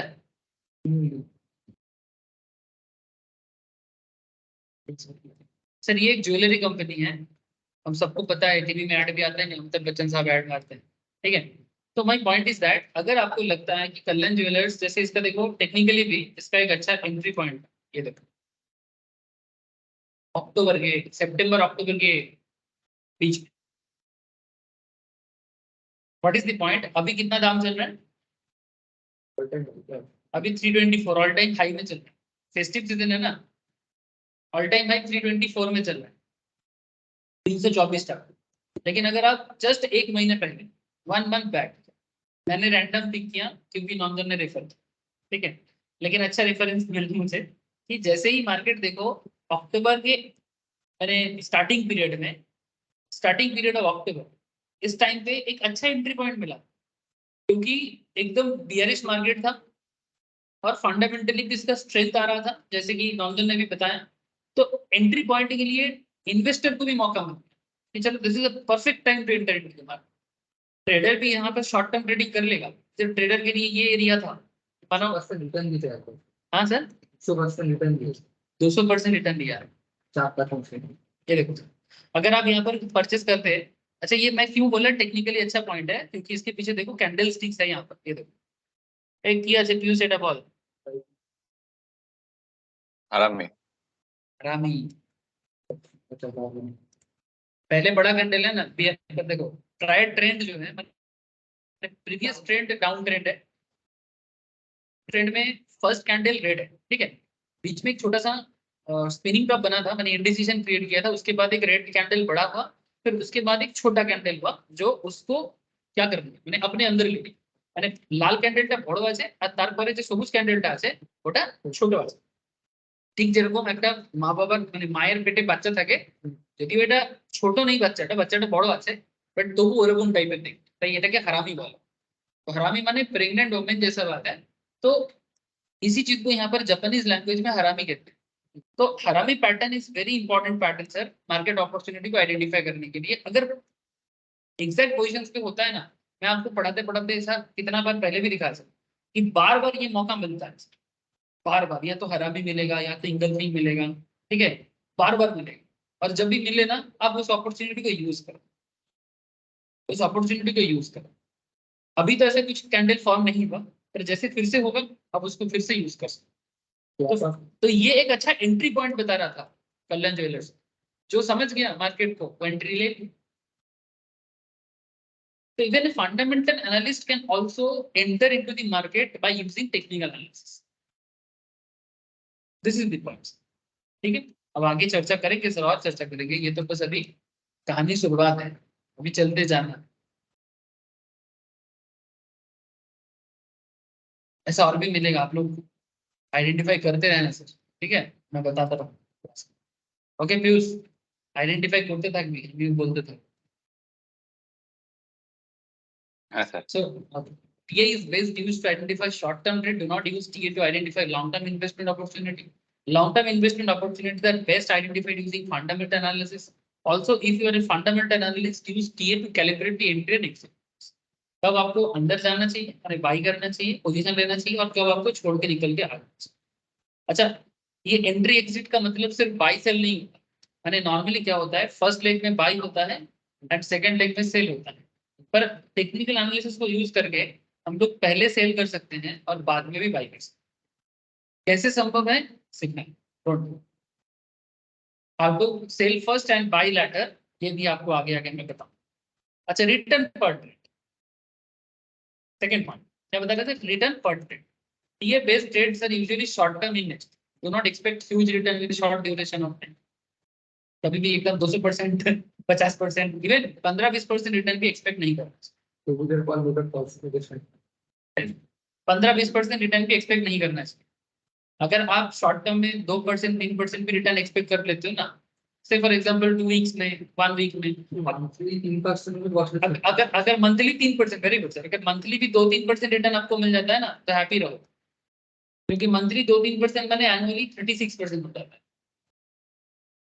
तो don't expect huge return in short term, क्योंकि आप जब स्विंग ट्रेडिंग करते हो, स्विंग ट्रेडिंग माने आप मानो आज 7 तारीख है, आप आज खरीदते हो और मे बी 21 नवंबर को आप उसको सेल करने का सोच रहे हो, तो अप्रोक्स 2 वीक्स का आप टाइम ले रहे हो, तो 2 हफ्ता में आप कितना एक्सपेक्ट करते हो शेयर को इंप्रूव करने के?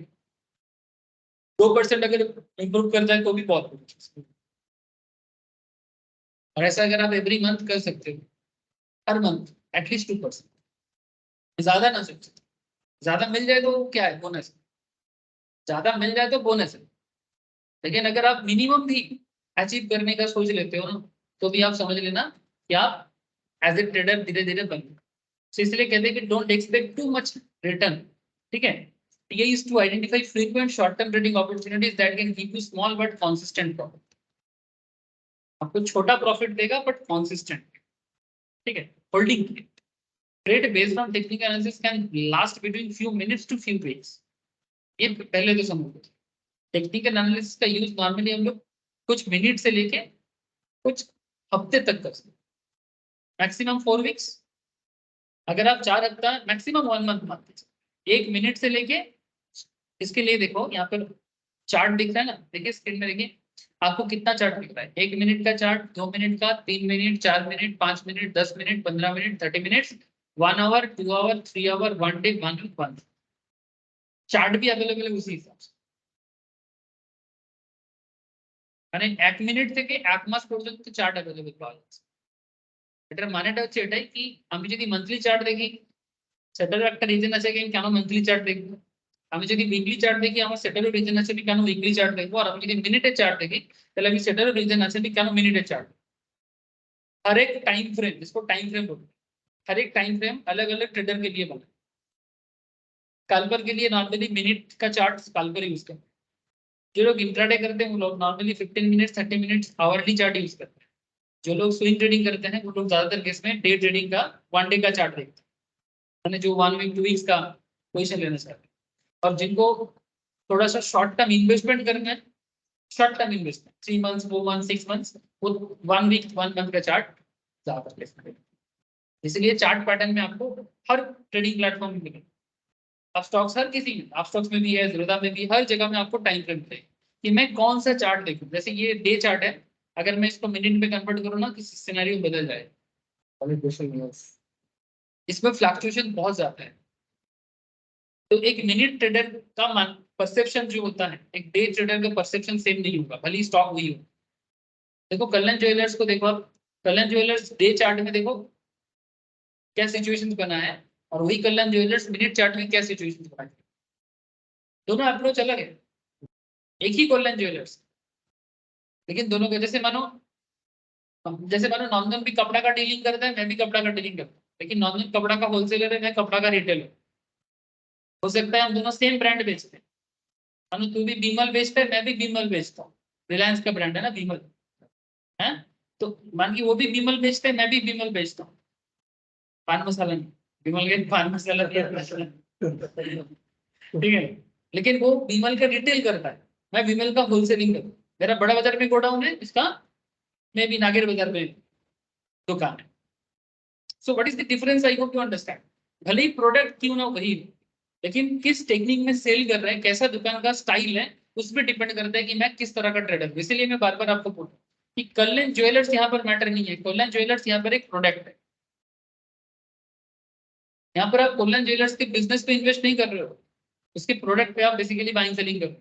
So don't get into the emotions, इसको एक प्रोडक्ट की तरह सोचो, और आप किस तरह से उसको बेचना खेलना चाहते हो उसको ट्रैक करो और फिर बाइंग सेलिंग करो। Just treating like a product, product की तरह ट्रीट करोगे तो ही जाके आप समझ पाओ।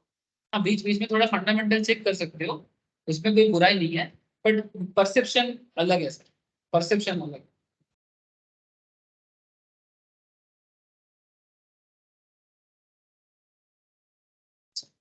अब चलो रिटर्न पर ट्रेड समझ में आ गया ना सर। सो ज्यादा एक्सपेक्ट ना करें होल्डिंग पीरियड के बारे में भी, क्या कौन सा टाइम फ्रेम यूज करो। आगे आगे टाइम फ्रेम के बारे में बात करेंगे, बहुत इंपॉर्टेंट है, क्योंकि टाइम फ्रेम के ऊपर ही कैंडलस्टिक्स डिपेंड करता है।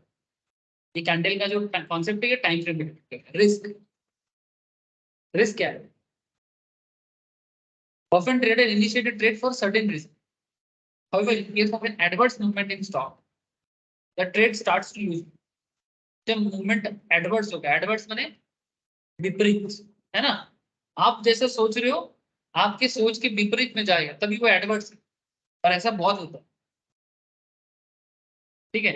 सो आपका पैसा तक लूज हो जाएगा। तो usually in such situation trader hold on their loss making trade with the hope they can recover the loss, है ना?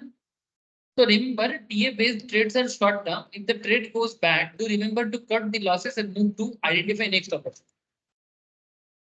शॉर्ट टर्म में अगर आप देखो, अगर आप लॉन्ग टर्म में कोई शेयर खरीदते हो और उसमें अगर आप लॉस जाते हो, ठीक है, हड़बड़ बंद करो, क्योंकि आप किसी स्टॉक में लॉन्ग टर्म के लिए शेयर को होल्ड किए। स्टार्टिंग में ही सोच लो सर, स्टार्टिंग में ही सोच लो कि मैं लॉन्ग टर्म में जा रहा हूँ कि शॉर्ट टर्म में जा रहा हूँ।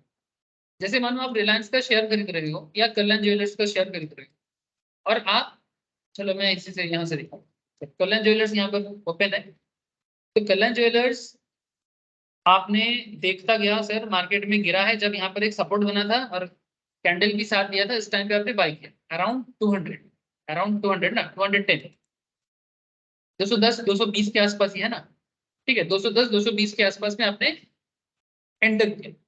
नाउ पॉइंट इज दैट कि 210 220 में आपने एंटर किया। मानो नंदन फंडामेंटली थोड़ा सा ज्यादा पसंद करता है, तो मैं नंदन को फंडामेंटल बना देता हूँ, और औरित जो है उसको फंडामेंटल समझ में नहीं आ रहा है, वो शॉर्ट टर्म में कल्याण ज्वेलर्स में आना चाहता है। तो शॉर्ट टर्म में ना उसने एक टारगेट कर दिया। टारगेट तो एक मेंटली भी होता है, सब्जेक्टिव डिटरमाइंड भी होता है, और एक कॉन्सेप्ट भी रहता है कि टारगेट कैसे अचीव करना चाहिए, वो मैं आगे सिखाऊंगा। यानी एंट्री कब होना चाहिए, एग्जिट कब होना चाहिए, इसका एक टेक्निक है। तो डोंट वरी, उसी में आना है धीरे धीरे, लेकिन फिर भी एक सब्जेक्टिवली डिटरमाइन कर रहा है। औरित क्या कर रहे हैं, औरित 220 में एंटर कर रहा है, और औरित ने सोचा कि मैं अगर 240 में जाएगा मैं सेल करके निकल के आता हूं। कोई इमोशन नहीं रखना है, बिजनेसमैन की तरह। मानो कि एक बिजनेस बड़ा बाजार में आप गए कोई प्रोडक्ट परचेस करने, और बड़ा बाजार में जो गद्दी में बैठा होता है, ठीक है, मारवाड़ी ट्रेडर होते हैं ना ज्यादातर केस में, तो गड़ी गद्दी में बैठ के वो मार्केट में बिजनेस कर रहा है।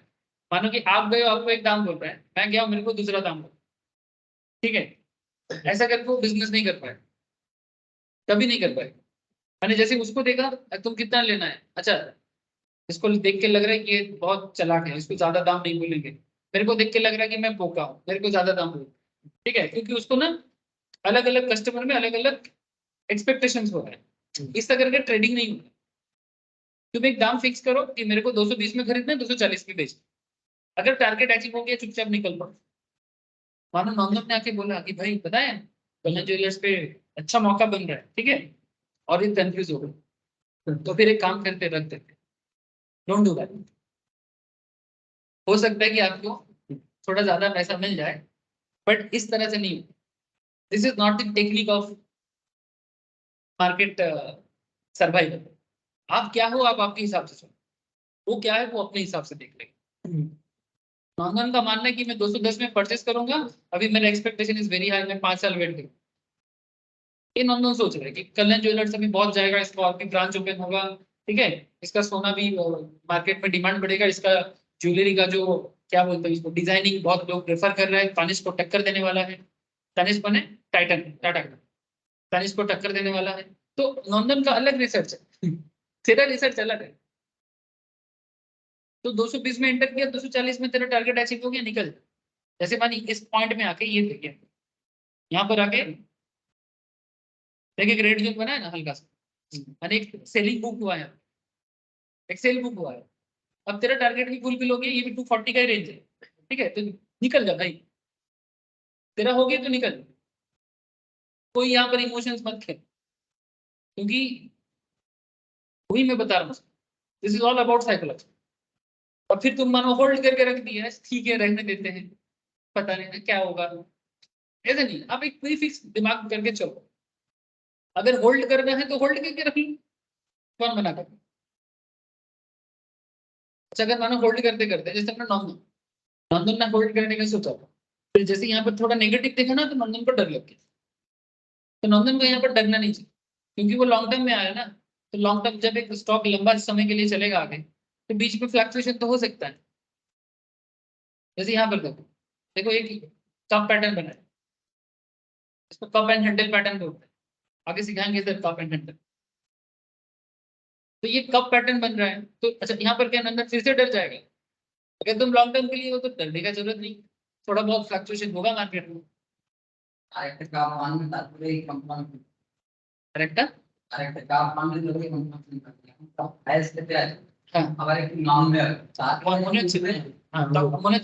রেকটিফিকেশন দেবে, যদি এখন কিছু সেরকম প্রপার ক্যান্ডেল তৈরি হয়নি বলে বোঝা যাবে।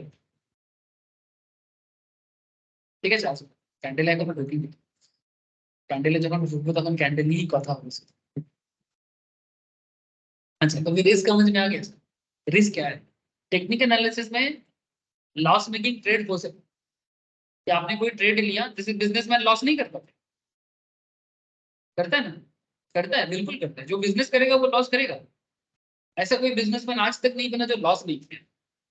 बिना लॉस करके एक बिजनेसमैन दिखा दो, लॉस तो होगा, लेकिन ऑब्वियसली मे बी तुम 10% 20% लॉस खाए, 80% केस में प्रॉफिट खाओगे, तब ना आप एक सक्सेस मिलो। तो पॉइंट इज दैट कि जब आप लॉस करोगे तो लॉस से घबराना नहीं, ठीक है, वेट मत करो। टारगेट अचीव नहीं हुआ, निकल जाओ सर, लॉस बुक करके निकल जाओ, लॉस बुक करके निकल, दूसरा अपॉर्चुनिटी के लिए। एज ए ट्रेडर आपका ये होना चाहिए माइंडसेट। मैंने काफी लोग ना सवाल करते हैं, सर क्या करें, गिर गया, वेट करें क्या? जब आपका टाइम पीरियड चला गया ना, मानो कि आप 2 हफ्ते का टाइम लिए थे, 2 हफ्ते के अंदर आपका टारगेट अचीव नहीं, अब क्या वेट कर रहे हो? अब क्या वेट कर रहे हो? निकल पड़ो। आप क्या थे? आप ट्रेडर थे ना, तो फिर निकल जाओ ना। 2 हफ्ता, अच्छा 2 हफ्ता में नहीं हुआ, फिर वेट करके क्या फायदा?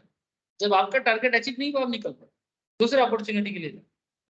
हाँ, अगर आप लॉन्ग टर्म की सोच में थे, ठीक है, कोई बोलेगा सर उसके बाद अगर फिर से बढ़ गया, मेरा अपॉर्चुनिटी लॉस हो गया, अरे अपॉर्चुनिटी फिर किसी चीज में मिलेगा, उसी के पीछे क्यों पड़े? मैंने बेसिकली कहना क्या चाहते हैं बोलो तो टेक्निकल कि फोकस फुल होके काम, मुझे कौन से किया एकदम, मैंने मेंटली क्लैरिटी होना चाहिए। होगा तो होगा, नहीं होगा तो नहीं होगा। वो 10 बार कंफ्यूज नहीं। मैंने गाड़ी चलाते चलाते, वो पीछे का टांग था, फिर गाड़ी रोक दी, ओहो निकल गया रास्ता शायद, ये इतना कंफ्यूज होंगे तो आगे नहीं बढ़ सकते।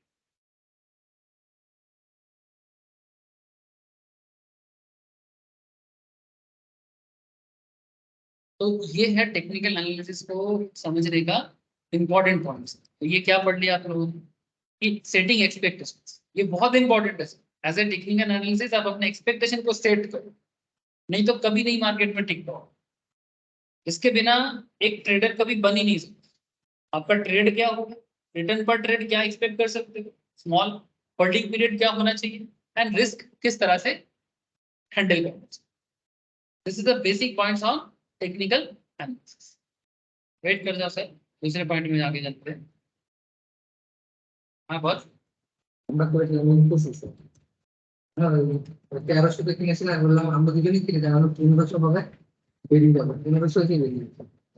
Very good, very good. मैंने 1300 में इन्फोसिस खरीदा था, 15 15 তখন আমাদের ফার্স্ট ক্লাস শুরু হয়েছিল ইনফোসিস। আচ্ছা। 9% হ্যাঁ, হ্যাঁ। আমার কিনে রেখেছি আমরা ডিভিডেন্ড वैसे सामान 300 টাকা गया। আমি টেইলমেন্ট আছে ভুলে গেছি দেখিছিলাম, এটা ক্লাসে ভিডিও ছিল বেসিকে এটাতে বলেছিলাম, বেসিকে বলেছি, তখন কিনেছিলাম। লাইভ দিয়েছি আইপিও নেই, আইপিও নেই, 350 না 400 টাকায় কিনেছিলাম 2016 17 কে 18 হবে বুঝতে, 18 তে কিনেছি।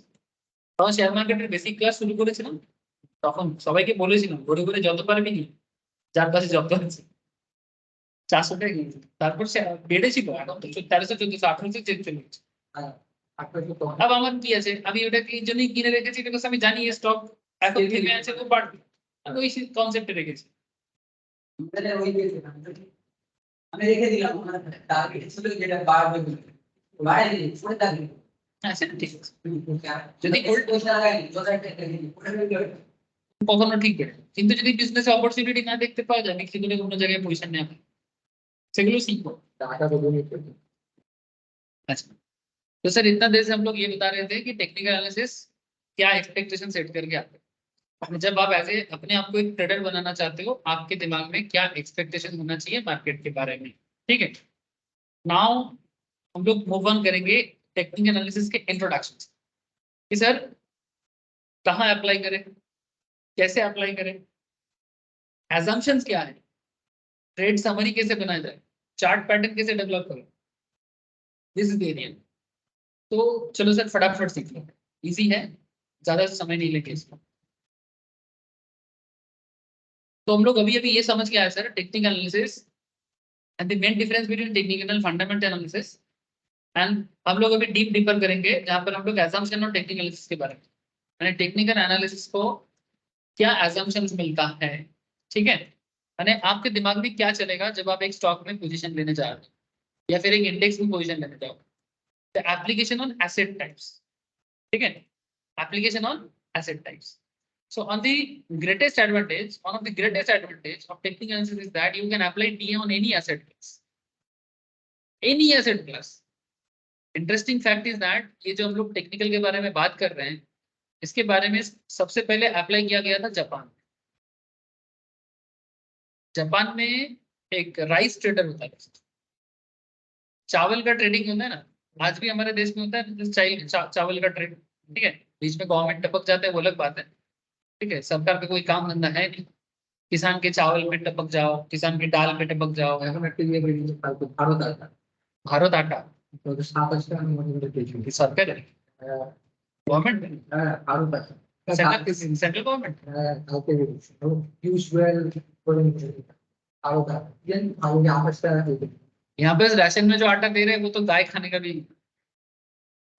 राशन में जो आटा देता है ना, गांव गांव में लोग लेता है, गाय को भी ठीक ठाक से खिलाया नहीं जा सकता, उसके भी पुष्ट नहीं, पता नहीं क्या आटा में क्या क्या मिला है। चावल दे रहा না है, স্যার না चावल স্যার না স্যার এখন চেঞ্জ হয়ে গেছে चेंज हो जाएगा, ভালো আটা দিচ্ছে। চালটা দেন কালকে একদম। আমি আমি আপনাকে গ্যারান্টি দিতে পারি আপনি দোকানে যে চালটা কিনে খান তার থেকে বেটার চাল পাবেন। রাশন নেই, চালটা ভালো হ্যাঁ। রাশনের চাল ভালো দিচ্ছে, আটা আমি আটা দিচ্ছিল আমাদের ওইদিকে দেখছিলাম যে আটাও আটাও ফ্রেশ দিচ্ছে এখন, মানে কোয়ালিটি চেঞ্জ করেছে আপনার, করেছে। সরকার একটু বেশি ধরাধরি করছিল না, মানে ওই জন্য আর ড্যামেজ মালগুলো দেয় না, মানে ভালোই দেয়, লোক খেতে পারে। এখন ভালো দিচ্ছে, ভালো তো পাওয়ার কথা, ভালো দেয় না কেন সেটা একটু বুঝি থেকে, মানুষের জিনিস মানুষকে দিবি, সব জিনিস দিয়ে ধান্দা আছে। Central government launches Bharat Atta 2720 branded by vote আসছে না, ভোট আসছে। अच्छा अच्छा, so टीए यूज आप किसी भी एसेट क्लास में लगा सकते हैं, जैसे मैं आपको बता रहा था कि क्रिप्टो करेंसी, जैसे मैं आपको बता रहा था क्रिप्टो, ठीक है, आप क्रिप्टो में भी लगा सकते हैं टेक्निकल नॉलेज।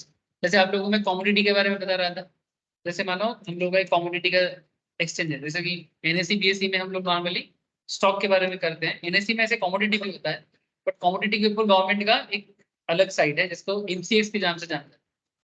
तो आप ना इसका भी कर सकते हैं, ये देखो जिसमें आप गोल्ड में ट्रेड ले सकते हो, सिल्वर में, क्रूड ऑयल में, नेचुरल गैस में, लेड में, जिंक में, कॉपर में, और भी है, ठीक है, इसका भी फ्यूचर ऑप्शन होता है, इसका भी फ्यूचर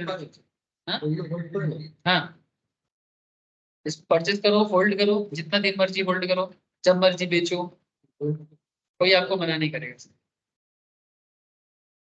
जब आप लोग कमोडिटी मार्केट सीख जाओगे ना, ठीक है, तब आपको इसके बारे में अच्छा आइडिया लग जाएगा। एक इंटरेस्टिंग फैक्ट है कि आप अगर आपको कमोडिटी का नॉलेज होता है ना, तो आपको इकोनॉमी का, if you know the commodity then you can easily build your economic sense.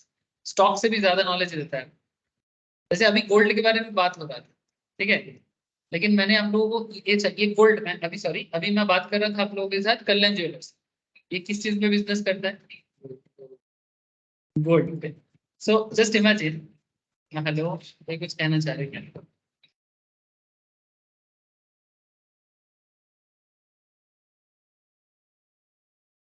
तो सोचो जस्ट एक बार कि कल्याण ज्वेलर्स ज्वेलर में बिजनेस करता है, लेकिन उसका मेन प्रोडक्ट क्या है? गोल्ड है ना।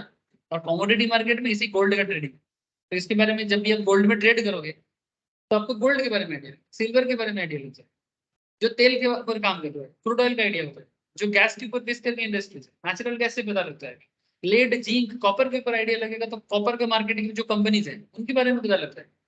सो if you know the commodity in well managed situations, आपको मार्केट का आइडिया लगेगा। ये लोग समझते नहीं। लोगों को लगता है नहीं मैं मार्केट समझूंगा। अरे भाई, आप कमोडिटी जानोगे तो आपको मार्केट अच्छे से समझ में आएगा। क्योंकि ultimately at the end of the day सारा कमोडिटी मिला के ही तो कंपनी काम कर रही है। इसीलिए ना समय देना चाहिए, एक एक करके सारा चीज कवर करना चाहिए।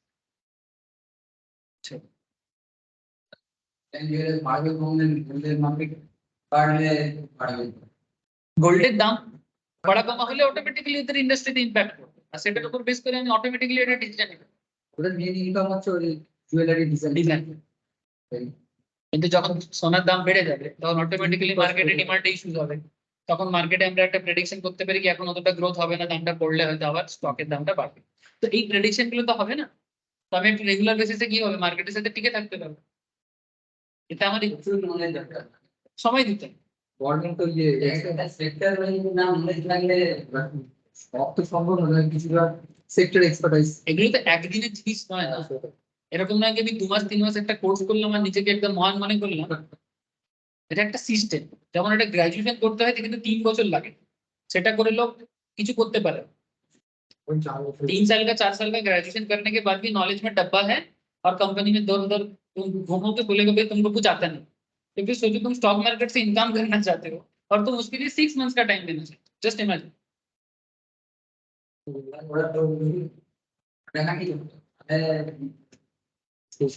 মানে 3 বছর কলেজ পাস করে 4 বছর কলেজ পাস করে মাস্টার ডিগ্রি করার পর লোক কিছু জানেন না, আর এখানে 6 মাস পরে আমি ভাবছি মার্কেট থেকে একদম লাখ লাখ টাকা। যারা ফুল টাইম জবে আছে তাদের পক্ষে এসব করা মানে ডিফিকাল্ট হবে। তাও উঠতে দেবে না, না না আমি করবো, এদিকে লসের পর লস হয়, শিখে পর শিখবেও না, টাইম দেবে কিছু করবে না। মানুষকে বুঝতে হবে কি আমি একটা জিনিসের পেছনে টাইম না দিলে সেই জিনিস আমাকে কি করে দিতে হবে, এটা না বুঝলে হয়। तो time series data analysis is very important and historical time series data is also.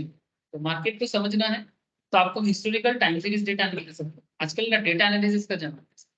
ये जो एल्गो ट्रेडिंग के बारे में वो और कुछ नहीं सर, डेटा एनालिसिस।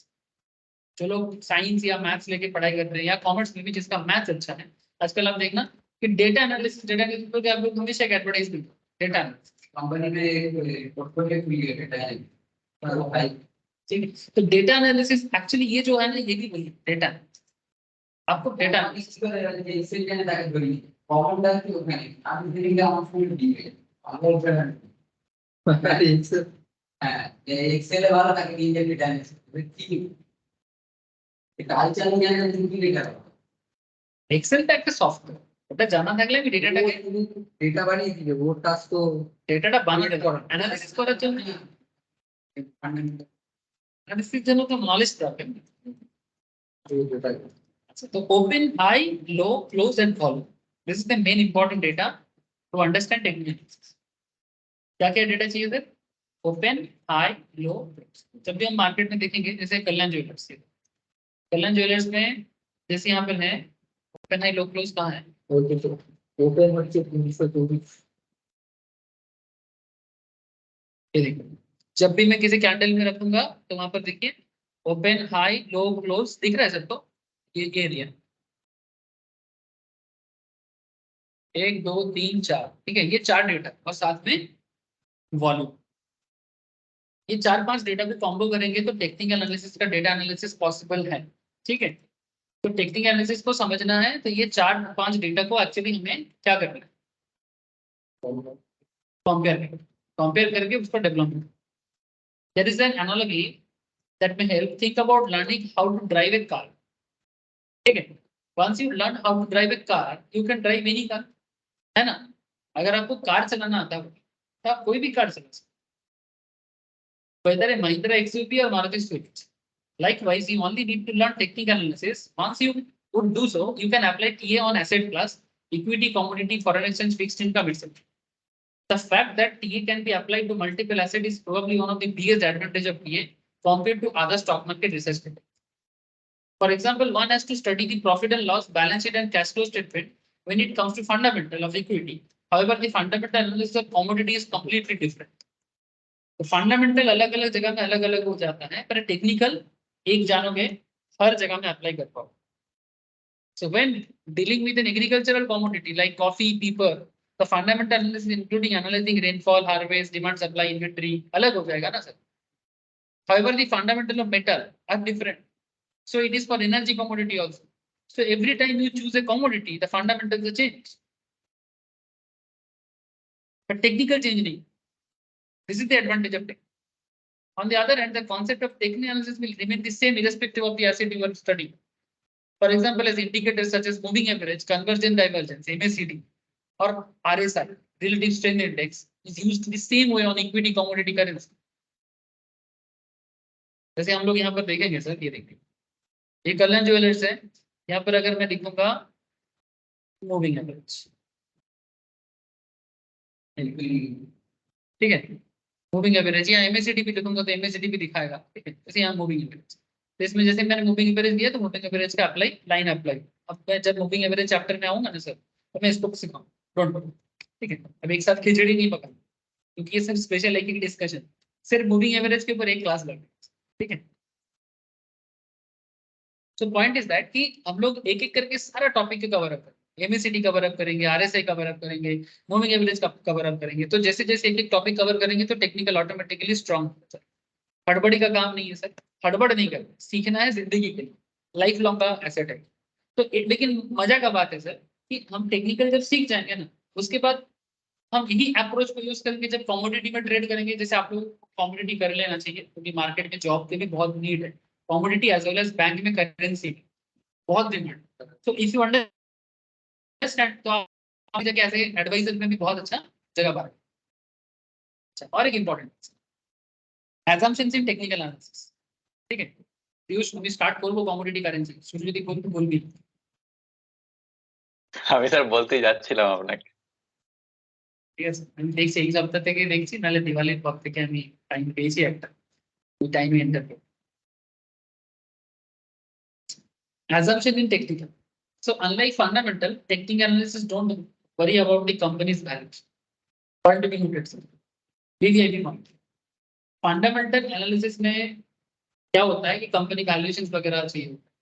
यहाँ पर हमें वैल्यूएशन से कोई लेना नहीं. Technical analysis don't worry about companies valuation. The only thing that matter is the stock historical trading rate, price and value, and the inside the past data provides about the future movement in stock price. Past को देखो, present को जानो और future में prediction करो. You just need to understand past data, present condition को देखना और फ्यूचर को प्रेडिक्ट करना. यही काम है पूरा खेल, पास्ट, प्रेजेंट और फ्यूचर का, अतीत, वर्तमान, भविष्य.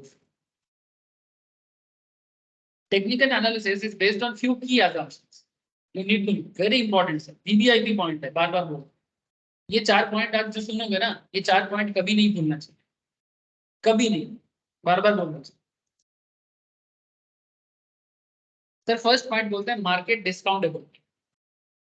Market discount ability, what is the meaning of this?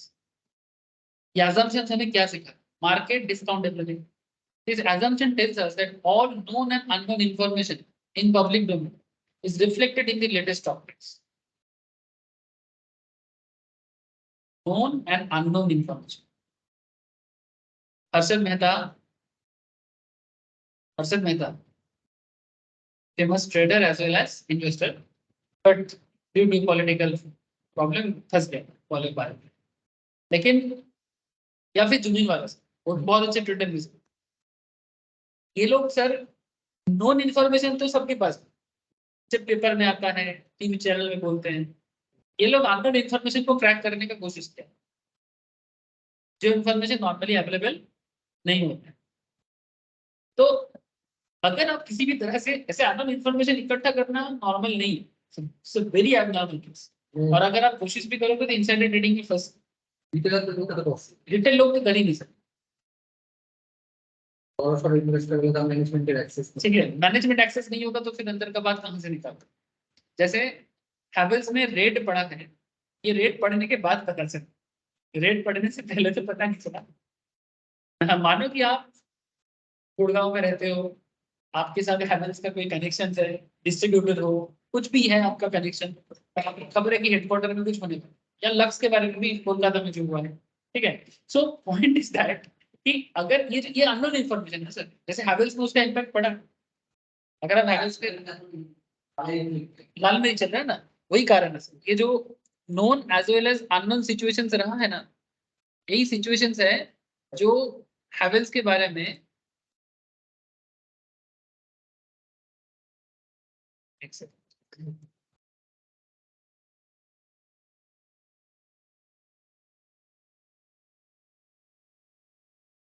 ये চারটা আমরা সবচেয়ে ভালো বুঝতে পারি এটা কিন্তু দেখবো না দুটো দিই, আইকিউ তো দেখা যায়, ট্রেডিং ভিউ তো দেখা যায়।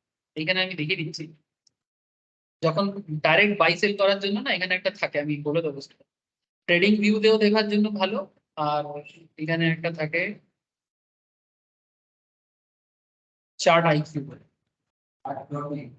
Chart IQ. এখন ট্রেডিং ভিউ আছে, ট্রেডিং ভিউ এখন নতুন চলে এসেছে একটা বিটা দিয়ে, আর একটা চার্ট আইকিউ আছে, দুটো দিয়ে দেখেন। চার্ট আইকিউটাও খারাপ না, ট্রেডিং ভিউটাও খারাপ, ঠিক আছে, ট্রেডিং ভিউ 2 ও চলে এসেছে। তো আমার মনে হয় সমস্ত সফটওয়্যার ডেভেলপ হয়ে গেছে, ঠিক আছে। সাপোজ চার্ট আইকিউতে अगर যদি দেখি তাহলে আমরা দেখব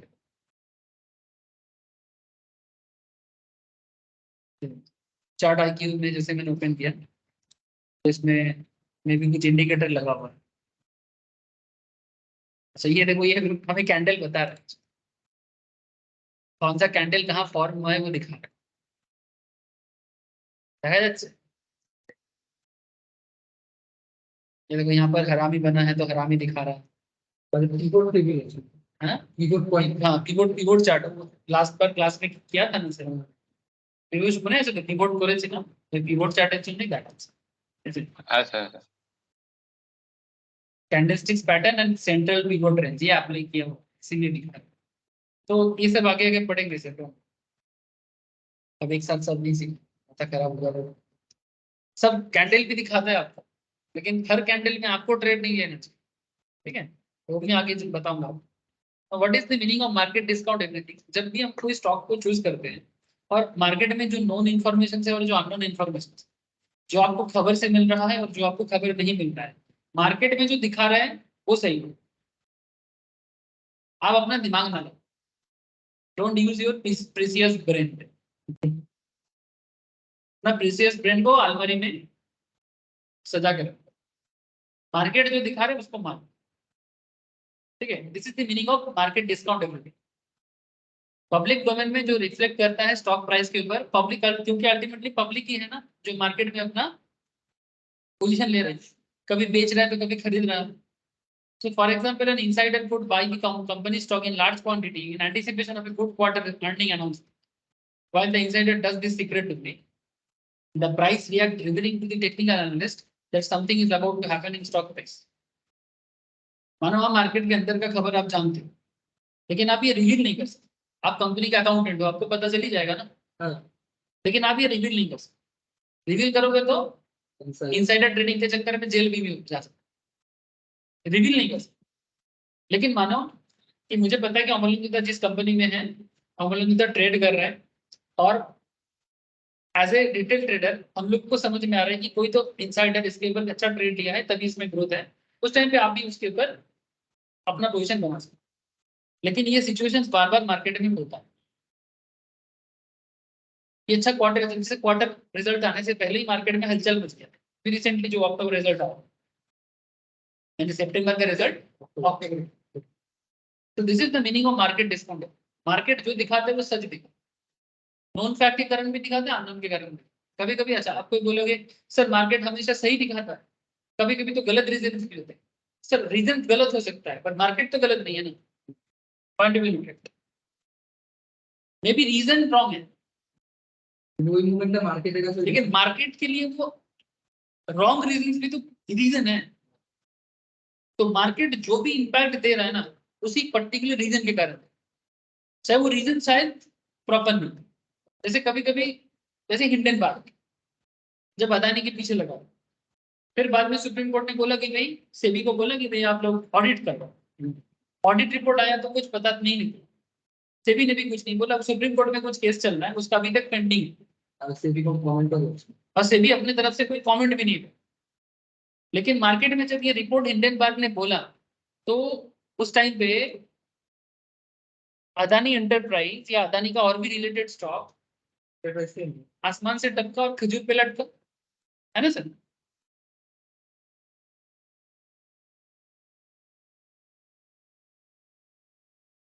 एक सेकंड, कहाँ से लेंगे? आणि सॉफ्ट स्टॉक के अंदर इंटरप्रेटर नहीं एक बार, ठीक है, ये देखो, आई थिंक हिट है ना ये सिचुएशन का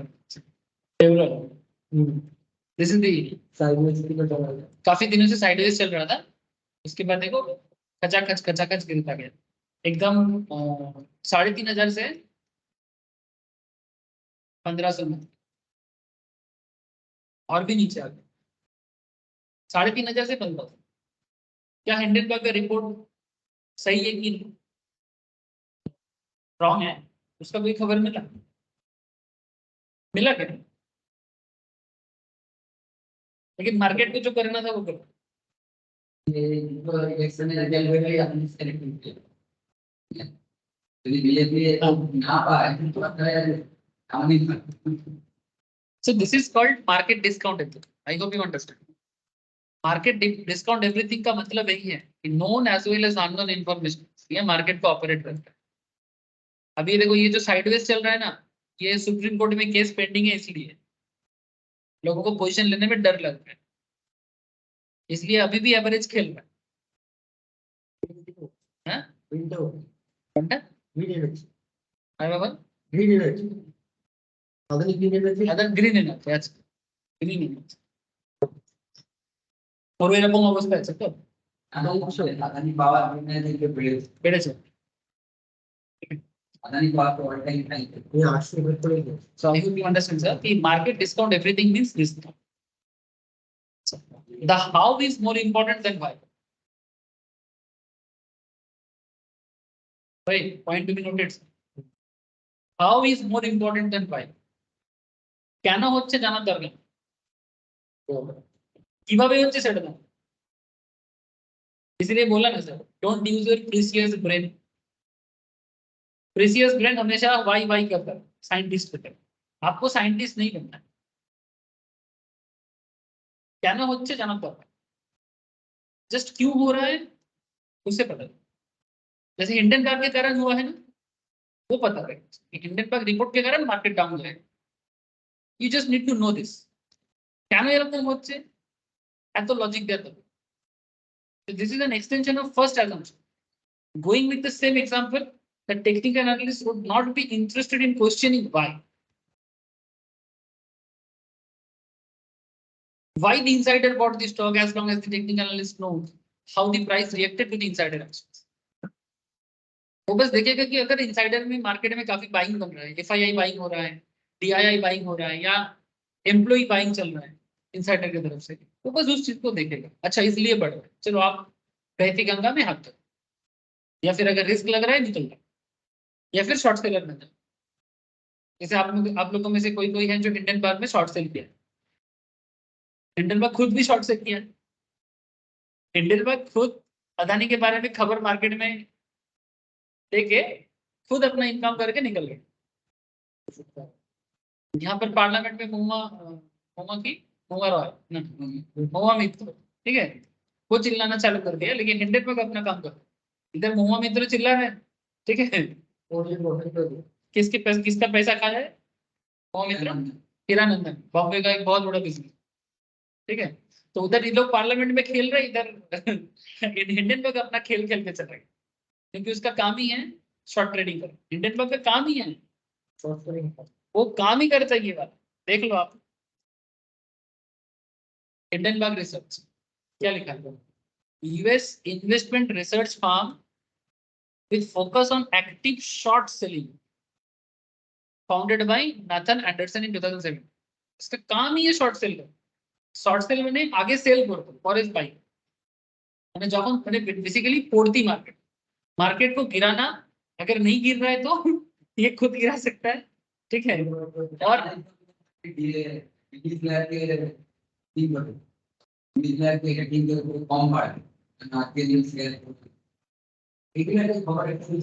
পেছনে পেছনে সব পলিটিক্যাল ম্যাটার থাকে, ঠিক আছে। আচ্ছা সবসময় পলিটিক্যাল ম্যাটার যে থাকে তাও না, অনেক সময় ইকোনমিক রিজন से থাকে। तो बेसिकली जब भी मार्केट गिरेगा ऐसा लगेगा तब ये लोग काम करते हैं शॉर्ट सेल में। और ऑप्शन मार्केट में सेम कॉन्सेप्ट को यूज करके सेलर बन जाना है ना, पुट बायर या फिर call seller, put buy and call seller, same concept को यूज करते हैं। So you just need to understand कि करना क्या। तो यही बात सेकेंड assumption कहना चाह रहा है, ठीक है। How is more important than price moves in trend, all major moves in market are an outcome of a trend. The concept of trend is the foundation of technical analysis. For example, the recent upward movement in Nifty 50 to 18,500 from 14,750 did not happen overnight. These moves happened in a phased manner in over 11 months. Another way to look at it that once the trend is established, the price moves in the direction of the trend. एक बार trend establish हो जाए ना तो उसी direction के basis में ही market चलता रहता है। ट्रेंड समझना जरूरी है कि आखिर मार्केट ट्रेंड किधर है, मार्केट ट्रेंड किधर है ये समझना जरूरी है। And four important point is history tends to repeat itself, very important. इतिहास अपने आप को बार बार दोहराता है, इतिहास किसी के बार बार पुनरावृत्ति कर, এটা অ্যালগো ট্রেডিং এর মেইন ফাংশন, তাই তো। पास डेटा में पहले भी हुआ है, इस पर्टिकुलर सिचुएशंस में हुआ है, ठीक है, तो फिर से हुआ। ठीक जैसे पीयूष ने मेरे को पोटैटो का एग्जांपल दे रहा था कि दुर्गा पूजा के टाइम पे आलू का दाम थोड़ा बढ़ता है फिर जाके गिर जाता है, ये चीज बार बार होता है, इसलिए पीयूष को पता है। प्याज का दाम दुर्गा पूजा के बाद नॉर्मली हमेशा एक बढ़ता है, कभी 50 कभी 80 चल रहा है ना, कभी कभी देखना 50-60 चला जाता है नॉर्मल, लेकिन इस बार थोड़ा ज्यादा चल रहा है।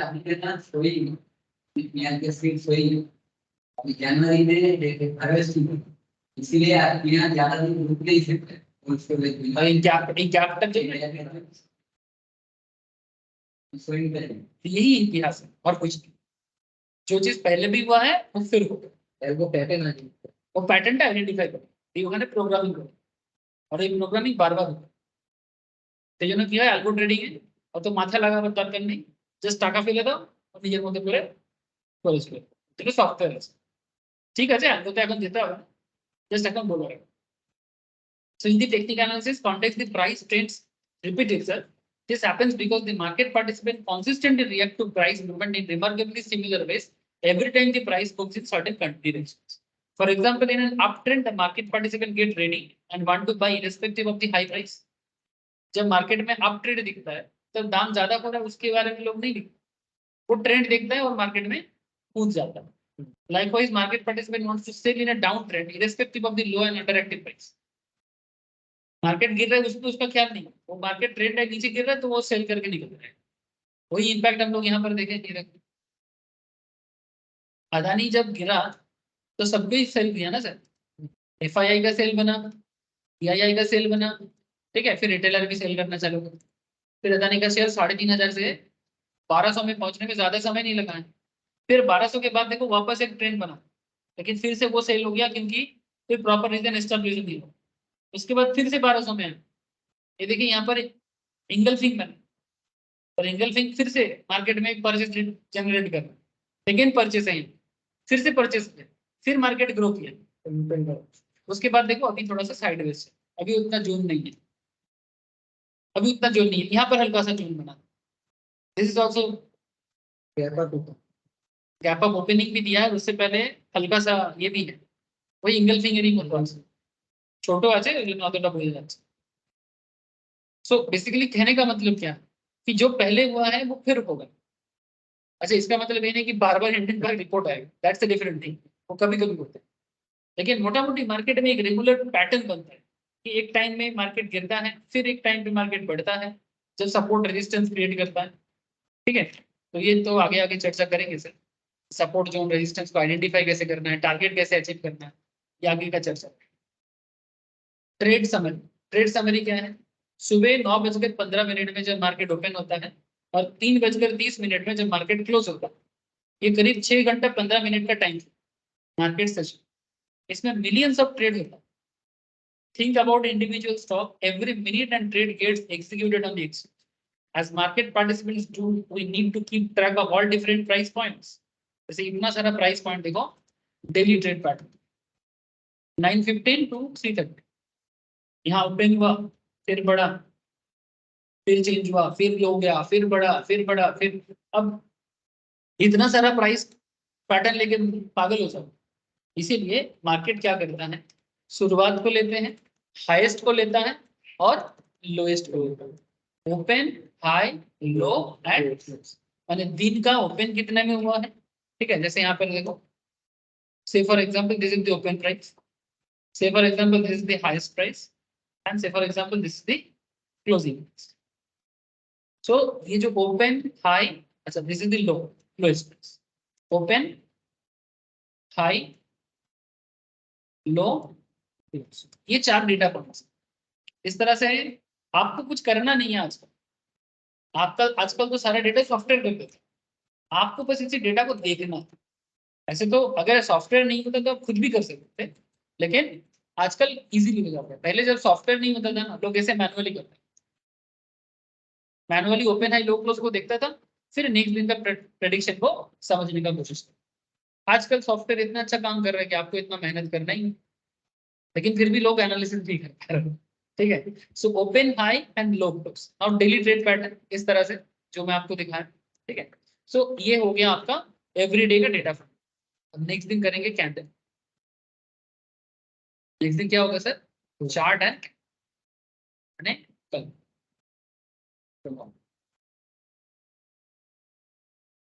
ठीक है सर, हो जाए अच्छे तो अल्टीमेटली टेक्निकल स्टार्ट करिएगा।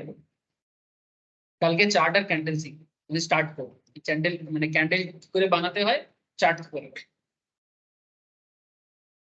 সফটওয়্যার না হলেও যাতে বানাতে ইজি নিজ। ওকে স্যার, পিঙ্কি বোঝা গেছে? পিয়ুষ? हाँ ओके सर, ठीक है, फिर आज इतना ही है, bye. Okay sir. Okay sir, bye sir. Bye sir. Bye sir. Okay sir, bye.